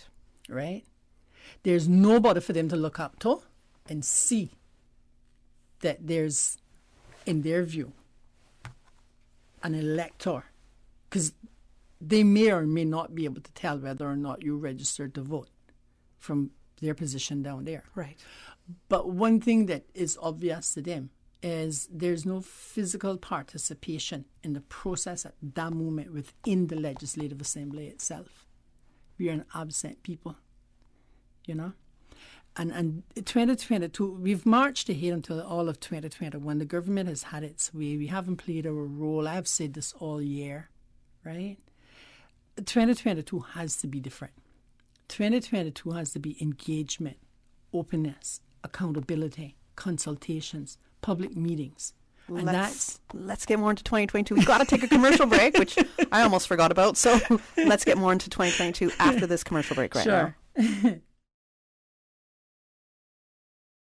Savannah Pharmacy. Shop local and get a head start on your Christmas shopping. For ladies' handbags, clothes, shoes, fragrance, candles, and cosmetics with the newest Farmhouse Fresh line of skincare. For the gentlemen, clothes, shoes, fragrances, gift sets, and toys and games for the kids. Savannah Pharmacy provides you with more than just prescriptions. Remember, they are always just around the corner with everything your family needs. And convenient opening hours, including Sundays and holidays. Savannah Pharmacy. For more information, call 946-3336. A friendly holiday reminder. You can WhatsApp your Savannah Pharmacy prescription to 929-5045. That's 929-5045. For medical lab services in Cayman, go straight to MedLab. For a full range of medical services, pleasant, clean and comfortable environment, no long lines and affordable fees, visit MedLab at the Smith Road Plaza. Open Monday to Friday, 8:30 a.m. to 5 p.m. and half day on Saturdays. Call 949-7331 to make your appointments. For medical lab services in Cayman, MedLab. Ask our professional team about the benefits of cutting-edge technology with MedLab's new state-of-the-art digital mammogram machine. Watch and listen to win big this Christmas with a Digicel Prime bundle. Stream all the music you want in the music. Binge Christmas movies in PlayGo. Watch NBA games in Sportsmax, all while on the go without using any of your data. That's more entertainment, more data, plus more chances to win from thousands of prizes. Enter to win the grand prizes of $10,000 cash, $5,000 cash, or a Digicel family pack with 4 smartphones and free service for a year. Claim your guaranteed prize every Saturday. Buy a 7-day Prime Plus bundle for $20 today. Digicel, better together this Christmas.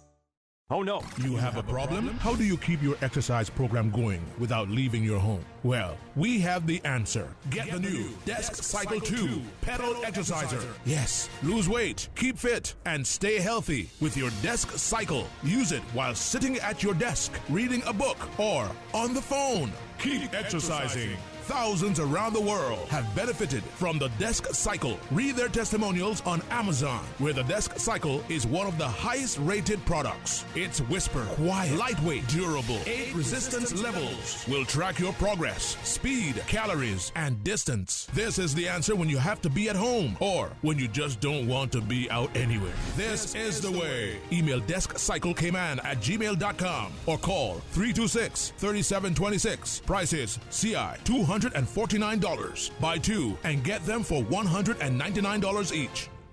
For the record. For information that matters to you, the people. Hear from the government, the opposition, independents, and other experts on issues and solutions that affect you. For the record. Every Monday, Wednesday, and Friday, tune into 89.9 and 93.9 FM for Cayman's Straight Talk Morning Show. For the record. I invite you to join me for the record. You are invited to be a part of this interesting and informative show. Embrace the opportunity to dialogue with your legislators, policymakers, and those charged with policy implementation. For the record. Brought to you by Coca-Cola. Available across the Cayman Islands from Tortuga Distributors. Accept no substitutes. Taste the feeling with Coca-Cola. Each Tuesday and Thursday from 7:30 a.m. to 9 a.m. The Tuesday and Thursday edition of The Business Buzz is brought to you by Optical Outlook. Visit them at their new location in Anderson Square. Telephone 746-2020. Come see the difference with Optical Outlook. Listen to the general public. Your thoughts are just a telephone call away. 1-800-534-8255. What the public is saying. Let your voice be heard. And now, Radio Cayman's Talk Today. Good afternoon and welcome back to Talk Today. I'm Kathy Miller in studio with Katina Anglin from the Christian Association for Civics and Political Education. Right before the break, Katina was just touching on some of their plans for 2022. And do you want to go back to that, Katina? Well, before we move on to the 2022 plans, let me just share the story I was sharing with you about yes, because air. These are always the best stories off air, so I'm glad you're going to share it on air now. Thank you. So, we were talking about accountability. Right. And I was telling you about the lesson that I learned in life about accountability. And it taught me lessons from different angles. And that was that the first person that my brother fired was me. And how did that make you feel? It didn't make me feel good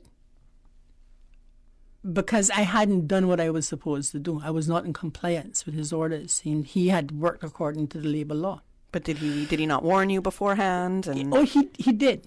He gave me the warnings and he gave me my orders and I didn't comply. Despite the warnings, you still didn't comply. Despite the warnings, okay? And he did what he had to do according to the law.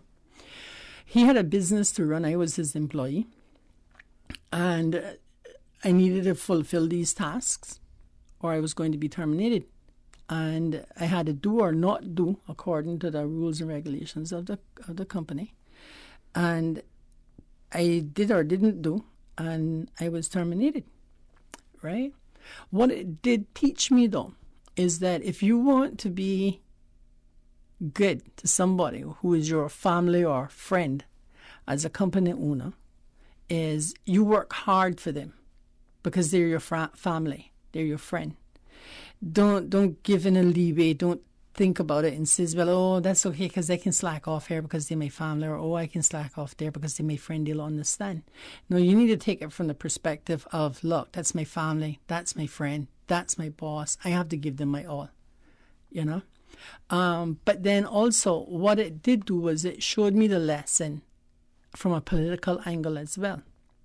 We were talking about employees and employers just now. Yeah. And how the electorate is the employer of the elected, who are the employees, right?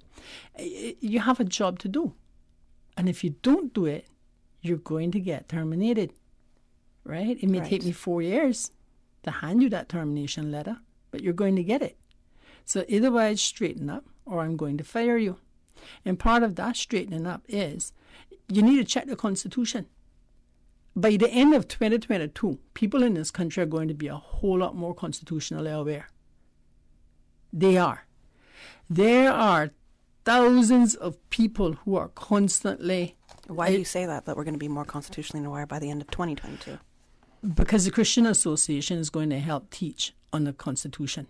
Okay. As part of its civic and political responsibility. Because of the way that the government is operating, it is in itself causing people to think and to ask questions, and they're searching for these answers, right? I can tell you that I know that there are thousands of questions being asked each week about what are my rights? What are my rights? What are our rights? How do we move forward? What does the law say? Who do we get advice from? Are you talking about a specific thing? I'm talking about citizens in the country who are being affected from different angles. And they're asking these questions because they understand that they have a constitution. They don't understand how it all works. But they understand this now is that the government has some duty towards them to protect their rights. Right. And now they want to know, okay, so what rights do I have? And how do I access those rights? How do I get them enforced? Who do I talk to? Do you think this is wrong when the government said or did this or didn't say and do this? Right? So by the end of 2022, people are going to be a whole lot wiser towards their constitutional rights. I believe you used to be able to download the Constitution at constitution.ky. I think that's a long time gone. Whatever you need, just go to legislation.gov.ky. It's right on there. You just go there to legislation.gov.ky. You got go so to excited legislation. Yes. Then you click on the little box, you select, look right down at the bottom and it says Constitution. Okay. Yeah. All right. So 2022 coming up. What do we have that we're going to be looking at? So we're going to be looking at the disability law and disregard for seniors and disabled people. We're going to be looking at the bank mortgages and foreclosures, how it affects society. So I've learned that what is being put forward in Cayman as bank mortgages aren't really mortgages. These are demand loans.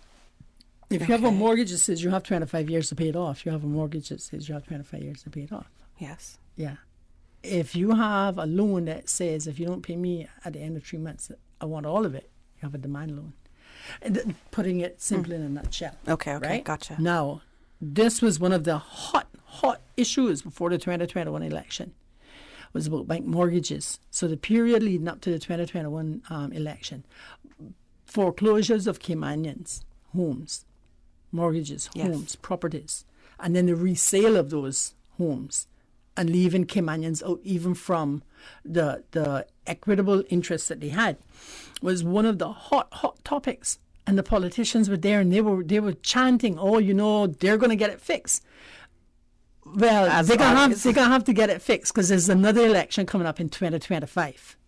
All right, and they have these codes that they have gone and created, and they're going to be held accountable to those codes that they have created, right? And the rights that are afforded under the Constitution, how they are enforced and therefore protected. Oh, this is much larger print. I got you. Listen, you make sure you're on the next show, you hear? You hear that, Dwayne? How we live together civilly, right? What does a civil relationship look like? Because a lot of people don't understand it. Even in their own homes, they can be private nuisances to their neighbors. And if you take, for example... I'm definitely one of those neighbors. I'm so sorry if my neighbors are listening. The public nuisances are, what if when your action affects a larger population? Take, for example, people driving about with loudspeakers in their car. Right. What you're being is a public nuisance. You may think you're being cool. Right. You're being a public nuisance, right? And for the... I just can't figure out why on God's green earth you can't think to yourself that if you're driving through a neighborhood at 3 a.m. in the morning, you should do so quietly. Right, I agree, yeah. I mean, if you need a police to tell you, you shouldn't do that. You seriously People know, but they just push the boundaries. That's what people do. Yeah. We push the boundaries. Until somebody says, nope, sorry. Here's a $300 ticket for you. That's far enough, But honestly, people need to start thinking about the role that they're playing in society and how are they positively or negatively affecting society, Right. And so that is something that I will just, whenever I come on, just be talking about how we interact as a society, how we live civilly. And then before I leave, which gives me just a couple of seconds to say this, that the judicial review was just concluded. It was heard over the 2-day period of 2nd and 3rd of December. The judgment was reserved, which means that the judge will come back at another date when he has a judgment and present the judgment. So the judgment was not delivered at the end of the hearing. Okay. It was reserved until another date. And there's nothing that says how long that the judge can take or should take or may take to deliver his judgment. But he's got a lot of stuff to go through and comb through. And did you say the date was set or hasn't been set? It hasn't been set. So he'll announce a date for us to come back before the court to hear the judgment. Okay. It's called judgment reserved. Okay. So I just wanted to let the people to know that, and I just want to say thanks to all the people who encouraged me for the last year plus, and thanks for all your patience for it to come before the court. I know some people were giving up. Is it ever going to happen? Are you sure? And on and on and on. And look, it has happened, Right. So thank you very much for sticking it out, sticking it through. Thanks for your support and your prayers and your encouragement. And with that, I'm going to say good afternoon to you, Cayman Islands. Remember, we are a nation of Christian values. God bless you. God bless Radio Cayman. God bless the Cayman Islands government and every one of you who are listening now or will listen later. In Jesus' name, amen. Oh, thank you, Katina. Lovely speaking to you this afternoon, and can't wait to have you back and continue. We can have some good conversation here. Dwayne, Sorry, but she's with me from now on.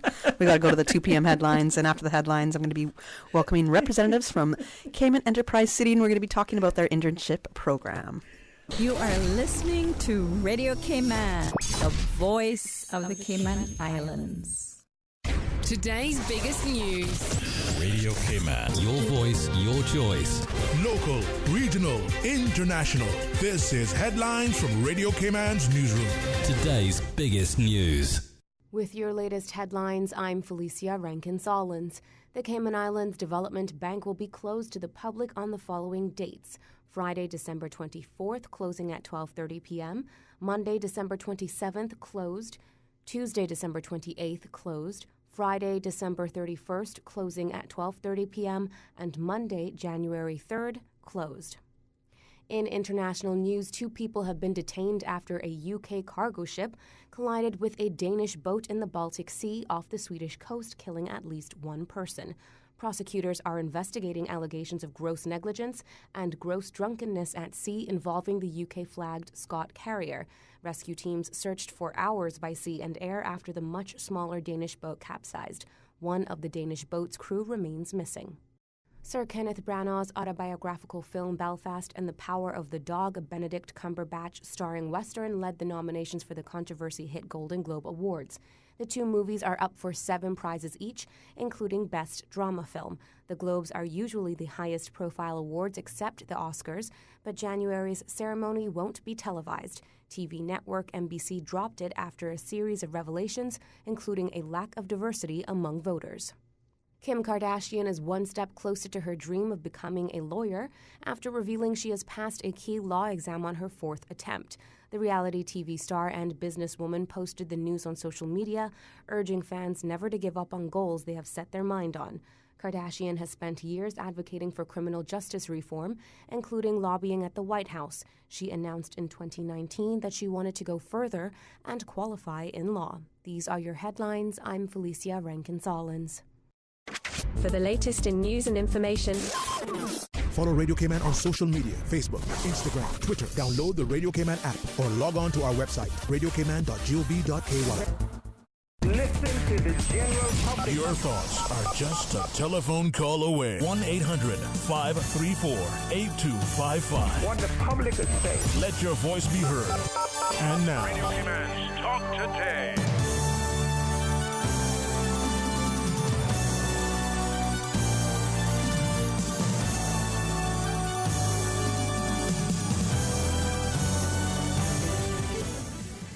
Good afternoon and welcome back to Talk Today. I'm Kathy Miller, filling in for Sterling Dwayne Ebanks, and this afternoon in studio with me I have representatives from Cayman Enterprise City. I have Bianca Mora, who's a Senior Marketing Manager, Peter Riley, VP of Public Engagement and Technology, Tavia, ooh, she's going to correct me. Is it Tavia or Tavia? Tavia. Tavia Turner, intern at Ozgene Group.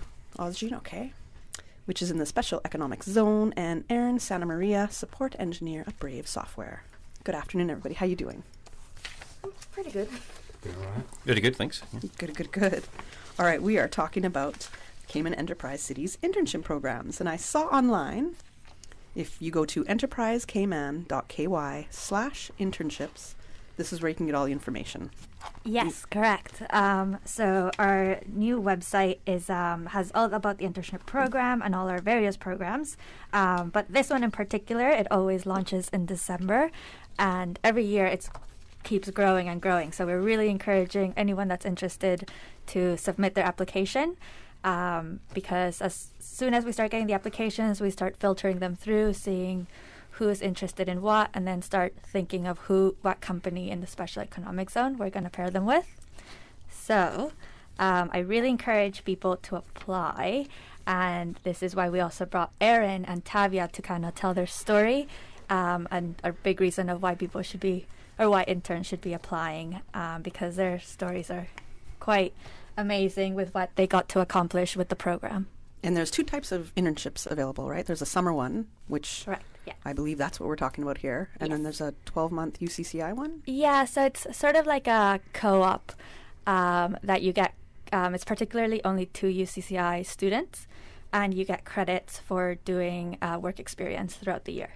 Okay, excellent. So the summer one is what we're talking about. The key dates here. The application has started. So as of December 1st, you can apply online to join the internship program with Cayman Enterprise City.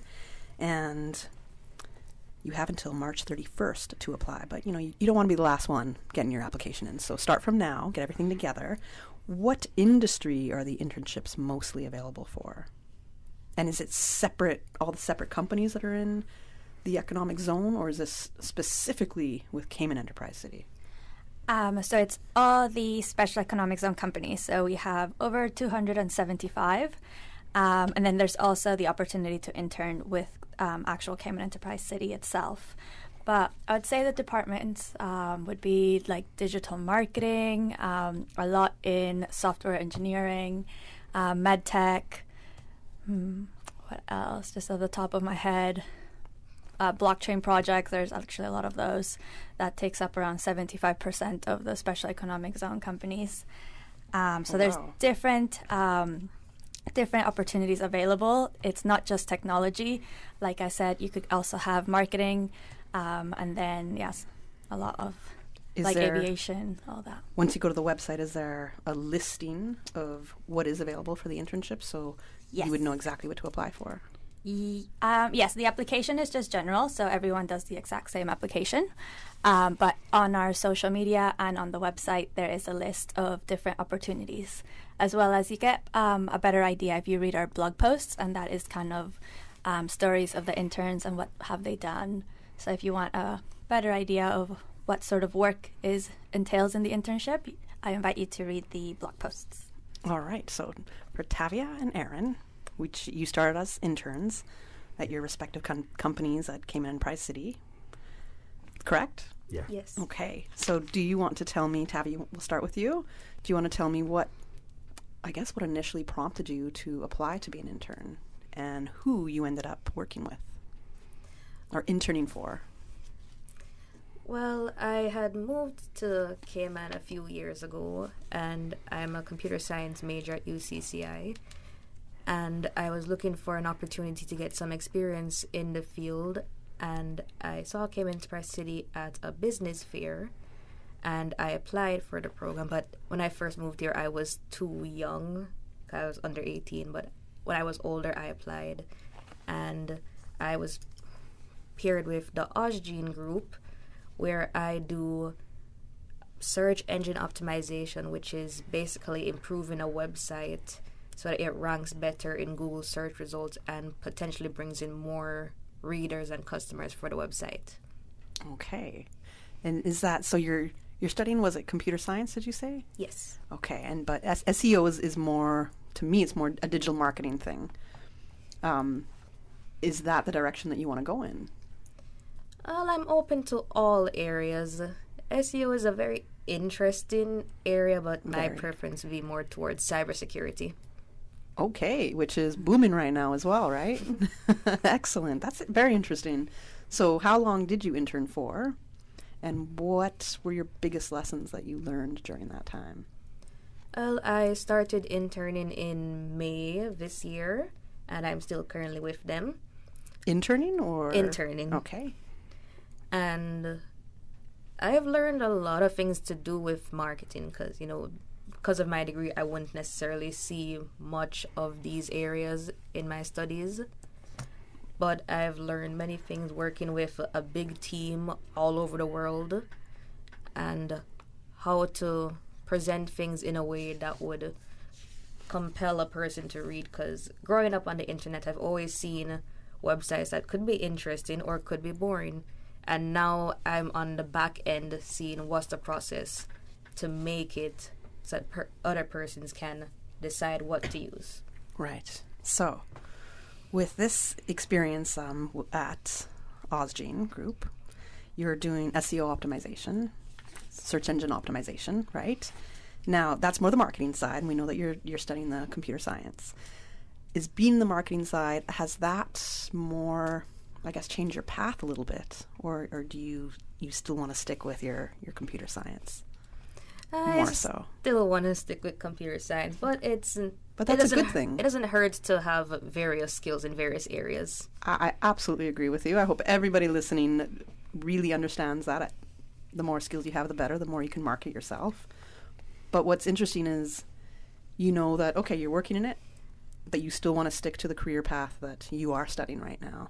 And I think that's one of the great things about internships is you can see if something fits for you, if something doesn't, but then you can see how it might not fit for you, but it gives you the bigger picture of how everything works together. And it actually did, because before my internship, I was more into programming and software development. But working with these websites, I saw how easy it is for someone to get in and ruin everything, because the website often got alerts of someone trying to access it. So seeing that, I was like, oh, I can just try security instead of just developing something. Why don't I learn how to protect the thing? Okay, excellent. And with the path that you want to move on, are you able to do that at the company that you're currently interning with now? Like perhaps they don't have an internship opportunity available where it's more of the computer science that you want to pursue? At currently, no. But there are many other companies within the special economic zones. So you never know. So Opportunities out of the are networking, everywhere. some more might come to you. Okay, cool. Thank you, Tavia, for sharing that experience with us so far. And Aaron, what about you? What made you apply to be an intern at Brave Software? Yeah, so I am a comp sci major, well, I have a degree in computer science, and when you come back to the island, there's not that many industries for computer science or technology and stuff like that. So CSE was kind of the only place that I could go to apply for something like that. So I went through the internship program, eventually got paired with Brave Software. So there I was doing, at first I was machine learning intern, and then I eventually switched into a DevOps intern. And then after the end of the internship, a couple months later, I was reached out by my current boss, Ryan, that they have open opportunity for a support engineer, and I went with that. And now I'm full-time and coming up on almost 2 years. So you're full-time employed now? Yeah. Congratulations. Cheers, thank you. And are you very happy this is your career path? At the moment in time, yeah. Big fan of Brave, love the company, and love the work I do. Okay, awesome. I like how it turned into a job opportunity for you, and I like how you mentioned that there's not a lot, I guess, in technology, in that sense, in software engineering, the tech side, it's more at Cayman Enterprise City. Yeah. And I think that's absolutely incredible because it's a field that is hugely growing. We know that. I think more so tech, more so than any other industry out there, is just booming. We know that you have your Enterprise Cayman that's happening as well. Mm-hmm. So there's so much going on with tech, and I think that if we didn't have Cayman Enterprise City, we wouldn't see that development with Caymanians, with residents here, and the opportunities that people have to go into that sector. So yeah, big up to Cayman Enterprise City, because without you guys, you wouldn't be giving the opportunity to people here. And what might that mean to you if you didn't have the opportunity to intern here or even go into software engineering here? What might that mean to you? Would you have to leave the country and go elsewhere? Yeah, I would have to either pursue a different field or probably leave the country to look for other opportunities. Would you want to pursue a different field, or are you set? No. Okay, excellent. And what about leaving the country? Was that ever... It was an option at one point in time, but definitely glad that I'm still here. Okay. Yeah. Excellent. Thank you very much. And on that, we're going to go to our commercial break right now, and after that, we will be back with our representatives and some one intern still, and now intern turned full-time employee from Cayman Enterprise City. We may be in Christmas shopping mode, but 'tis the flu season too. Savannah Pharmacy has immune system boosters for the entire family with a range of vitamins and supplements. Their knowledgeable and courteous pharmacists are always available to offer the best advice and products. Remember, they are always just around the corner with everything your family needs and convenient opening hours, including Sundays and holidays. Savannah Pharmacy. For more information, call 946-3336. A friendly holiday reminder. You can WhatsApp your Savannah Pharmacy prescription to 929-5045. That's 929-5045. For medical lab services in Cayman, go straight to MedLab.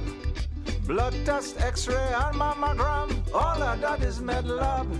affordable fees and friendly service, a full professional team. MedLab is always comfortable, MedLab is always clean. For medical lab services in Cayman, MedLab. Call 949-7331 and ask about MedLab's new state-of-the-art digital mammogram machine. FedEx Delivery. Share this season with everyone by shipping your rum cakes and gifts with 30% off and get an additional 20% on your next shipment. Visit us. Restrictions apply. Kirk Freeport's $40,000 Christmas sweepstakes is back. Once again, simply spend $100 at your favorite Kirk Freeport store, and you could win one of 3 $5,000 cash prizes, one of 5 $1,000 cash prizes, and many other great prizes throughout December. All purchases of $100 before noon on Christmas Eve qualify for all remaining prize draws. And don't forget the annual Kirk Freeport Rolex watch prize draw for all entries, held on January 4th. Full details on KirkFreeport.com. Merry Christmas from everyone at Kirk Freeport. I've got some beautiful clothes. I know just where they go. Puritan Cleaners. It's that time of the year, and we are ready to help you with your household cleaning needs, and that is bedspreads, comforters, duvets, duvet covers, drapes, and also wearing apparel. All items at 10% off prepay, and turnaround time will be 2 to 3 days. Orders can be handled at all 3 stores: Elgin Avenue 949-2452, Savannah Countryside 946-1884, and Eastern Avenue Drive-Through Rain or Shine 949-7104. That's 949-7104. All stores close at 5:30 p.m. Monday through Saturday. Puritan Cleaners. You feel good when you look good. Your Radio Cayman 6 p.m. news, Monday through Friday, is brought to you by Logic. Your life connected. Listen to the general public. Your thoughts are just a telephone call away. 1-800-534-8255. What the public is saying. Let your voice be heard. And now, Radio Cayman's Talk Today. All right, welcome back to Talk Today. I'm Kathy Miller, filling in for Sterling Dwayne Ebanks, and in studio with me, I have representatives from Cayman Enterprise City and one intern and one intern turned full-time employee that was part of the internship program that Cayman Enterprise City is here talking to us about. So in studio, we have Aaron Santamaria. He's a support engineer at Brave Software. Tavia Turner, intern at Ozgene Group. Peter Riley, VP of Public Engagement and Technology, and Bianca Mora, Senior Marketing Manager. Now, Aaron, you were telling us about your experience with Brave Software. Now, you've been there with them a couple of years. You've done your studies. So what is probably the best experience so far that you've had with them since being with Brave? Yeah, so recently I had the opportunity to go to San Francisco to do work at Brave's headquarter office. So they were in the process of moving from one office to the next office, and the previous support engineer on their side had left the company. So I was able to fly over and kind of fill in his shoes for a month's time. Nice. Yeah. Very different working culture in San Francisco to Cayman. Yeah. What was the difference there? Because Cayman, I mainly work from home, in office every now and then. In San Francisco, I was in office every day. And also just the whole entire culture being in a big city. It's very different from the island. Right. It's kind of a culture shock. A whole lot of hills to deal with. Yeah. And it was fun to see, right? Just a different way of life, different pace, Here's very quiet, there's very busy and go. Right. I love the West Coast. I'm from the West Coast, so I'm a big advocate of the West Coast. I'm glad you got to experience that. Excellent. How important is giving the opportunity or having opportunities to be an intern to you? The importance of being an intern. Well, I'm still currently studying. I'm in my bachelor's, and this internship program has been a very good way for me to gain experience, and it's flexible enough for me that I can still manage my studies and gain this valuable experience. Now, this is the question that Bianca might cringe at me for asking. I'm giving you that slight warning. But are these paid internships or not? So you definitely get reimbursement. It is dependent on the actual company within the special economic zone. So it's not like everyone has a set amount. Like, it's dependent on the actual company. Okay. But I would say 95% of these are. Excellent. Because I wouldn't want to get through an application process, an interview, and then find out that it's not for me. Yeah. No. That's just me. We definitely take that into consideration. It's a expensive island to live in. So yeah, absolutely. That's good. I'm glad. When people are applying, what are you looking for from an applicant? What could make an application stand out? Well, you just need to. What we're looking for is basically somebody who's got a passion to further their career opportunities. So it's the way we see it as like an internship. It just goes hand in hand with like trying to set yourself apart from the rest of the competition out there. So by showing that you've got this extra drive to try and learn some new skills, get some practical experience, this is really what we're looking for in our applicants, and we'll try and partner them, like I say, with the most appropriate special economic zone company. So it's like you show that initiative, we'll try and help you out. We'll try and get you somewhere placed, and we'll try and get you those relevant skills. Because for a lot of these companies as well, they see these internships as effectively long-term job interviews.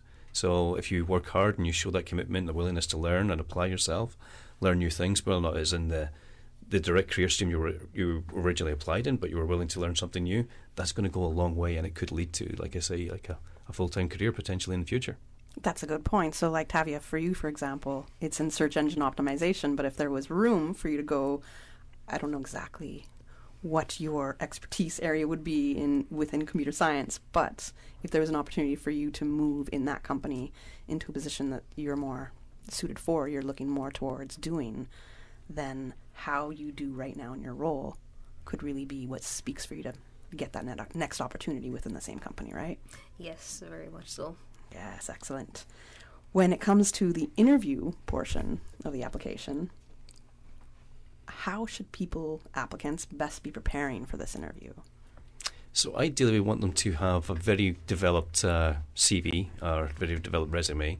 We'd also recommend that they take part in various different CV building workshops if necessary. And another thing that's becoming more and more relevant even for younger applicants and students is actually to have a LinkedIn profile. Because that's what a lot of companies look at to basically get a feel for the candidate and where their passions lie and how they could actually use this person in their team. Because they've recognised as well, that you're not just there to get experience, you're contributing to their business, to their culture and all that. And they want to know how best you can fit. So to do those little revisions, those little CV workshops and things like that, to put yourself the best foot forward. And of course we can help with those as well. So what's hard is when you're a younger person, so you're just coming out of high school or now you're in college, you don't necessarily have a strong CV, right? Aaron and Tavia, for you two, was that a challenge for you because you're still pretty young, you're still studying, or Tavia's studying now. At that time, Aaron, you were studying. Yeah. So it's that, a lot of places will be like, you need 10 years of experience on an entry-level job, and you just finished school. So it's hard to build a strong CV, right? So when it came to your resume in your application process, what did you try to do to make your resume as attractive as possible for those that were reviewing it? Yeah, well, for people who like selling university or school, there should definitely be workshops or teachers or people you can talk to, professors, to kind of help you build out that CV and make it look the best possible way you can. And also don't be afraid to ask your friends for help, right? Because your friends are also going through the same process as you. And you can review their CV, they can review yours. You guys can give each other tips and make it the best CV you can. Excellent. Any tips from you, Tavia? Well, it's a bit different for me because at UCCI we actually offer assistance for students on career development and interviews and CVs, and part of my studies required me to do an internship for credits. That was around before this current 12-month program, so I already had a bit of experience. It was mainly my initiative and passion that what really stood out to them. Excellent. So we may not have all the experience that a lot of employers will look for, but initiative and passion is something that will help you definitely stand out. And I think that's what you said earlier too, Peter, knowing people having that want and showing that they are willing to learn new skills and be placed. Oh, absolutely. Well, the people who are conducting the interviews, they will recognise what state of progress you are in your career and your professional development, whether it's that early stage of, still in university. But they'll recognise if you've got the right skills or you're applying yourself in the right areas. They'll notice that and they'll recognise that. And we'll just hope they present those skills in the best way possible to get that recognition and say, yeah, you could be a good fit. We'll try and bring you into our company as an intern and see if that gets you onto the next step, the next rung on the ladder. So from your side now, who's looking at the applications? What is the whole application review process like? Well, it's an internal process. I mean, myself and some of my colleagues, in Cayman Enterprise City and Enterprise Cayman, will be looking at the applicants initially to basically do a sort of an early review. We'll also get the special economic zone companies to get involved in that process as well, to basically go through an effective shortlist of potential candidates for them to decide, this one's a good fit for so-and-so, this is a good fit for them. And basically we're effectively, in a way, playing matchmaker, if you like, to try and set them up with the right person. Excellent. Have you always made your matches align? I'd like to think so, yeah. Hey, we could have a whole new career path for you now. Excellent. All right. I guess, is there any last things that you would really want people to know about? We got to remind them of the website and some key dates to apply for this internships available. Yes, as the application deadline is the 31st of March. So do make sure you apply before then. It's also quite, we do ask quite a bit of questions. I would say it probably takes around 20 minutes to complete. So do set some time aside for it. And other than that, I can't think of any others call to action. But Peter, maybe you want to add something else? Well, I just want to maybe re-emphasize the importance of internships. It's a competitive global job market, and you want to set yourself apart from everyone else who's out there who's applying for the same jobs.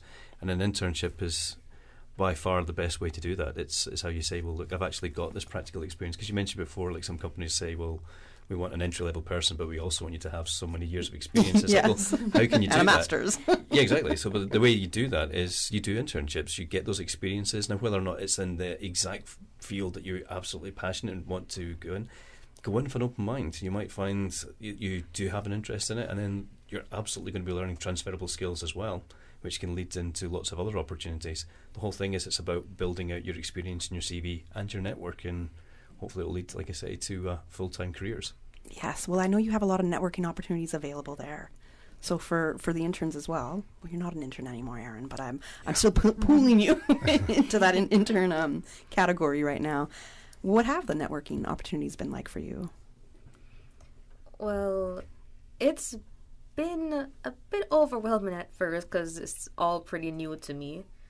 But it's been very rewarding at the same time, meeting so many different companies, so many potential, and so many other areas I could probably gear my studies towards in the future as well. Oh, excellent. Okay. CEC does a great job of kind of organizing events for the companies within Enterprise Zone to kind of meet up with each other. And that's a really great place to meet other people in other companies. And also just being in office itself, right? You walk to the kitchen, walk to the bathroom, you're going to see someone else, kind of say hi, get to know them, right? So hopefully. Great place to meet a lot of different people, a lot of different companies. Okay, excellent. With all the interns that have gone through at Cayman Enterprise City and the, did you say 275 companies? Did I hear that? Yeah. That's a lot. That's amazing. So with all the interns that have gone through, do you have any data or any stats on how many of those opportunities have possibly turned into a full-time employment? We know Erin's one of them, for example. Yeah, so we've had quite a few. And actually one of the other cool things is we had a couple, I would say 2 years ago, there wasn't an opportunity here on island for the employment, but it was still the same company. So they actually, the person at the time was doing school in London, England. So he got to continue his, he did his internship here with Key Media, which is a company based out of Toronto, Canada. But they have a office here in Cayman. And they also have an office in London, England. So he ended up getting hired in London. So he got to do part-time with them and then continue his studies. So we have quite a bit of interns that have gone on to get hired. And a really cool thing is that sometimes you get to travel the world with the company that you potentially interned with. An example also being Aaron going to San Francisco. We have, off the top of my head, Adam Clark. He now lives in LA. He did an internship within a special economic zone. And with that experience, he actually landed an opportunity at Infinity Ward, which are the people that do Call of Duty. So another really cool opportunity. He wanted to get into gaming, and he got the experience here. And then now he lives in LA. So we have a bunch of success stories. If you want to read more about them, we do have a blog section. as well as a YouTube channel called Enterprise Cayman that has like little clips of the interns and what they do. So definitely I'd say to look at that to get an idea of all the stories. Awesome. Wonderful. You guys are doing great things there. Yeah. Thank you for joining me this afternoon on Talk Today, and Aaron and Tavia. Very many blessings to both of your ways in your career development, in your professions where you're at right now, and a lot more opportunities are going to arise and come for you, and I'm glad that you could have started where you are right now. I'm glad that you started with the opportunities afforded to you by internships with Cayman Enterprise City. Thanks for joining. Remember, everybody who's out there listening, you have until March 31st to get your application in. Please, if you're a parent and you're filling out your child's form, try to have that child there with you and put their information on it. I'm hearing way too often with internships, scholarships, even Travel Cayman, people are putting the wrong information on these application forms. So you want the person who's actually going to be interning have all of their information, including contact information, on these application forms. You can find your form at enterprisecayman.ky/internships. And that's all we got for you today. Thanks for listening to Talk Today, and I'll be back with you tomorrow. Talk Today is brought to you by Subway, open 24 hours in Countryside, Anderson Square in Georgetown, and Centennial Towers in West Bay. And by the Ministry of District Administration, Tourism and Transport. Explore your history, explore your land, explore your sister islands. MedLab in Smith Road Plaza, your complete medical laboratory solution. Call 949-7331. And Savannah Pharmacy in Countryside Shopping Village, convenient opening hours including Sundays and holidays.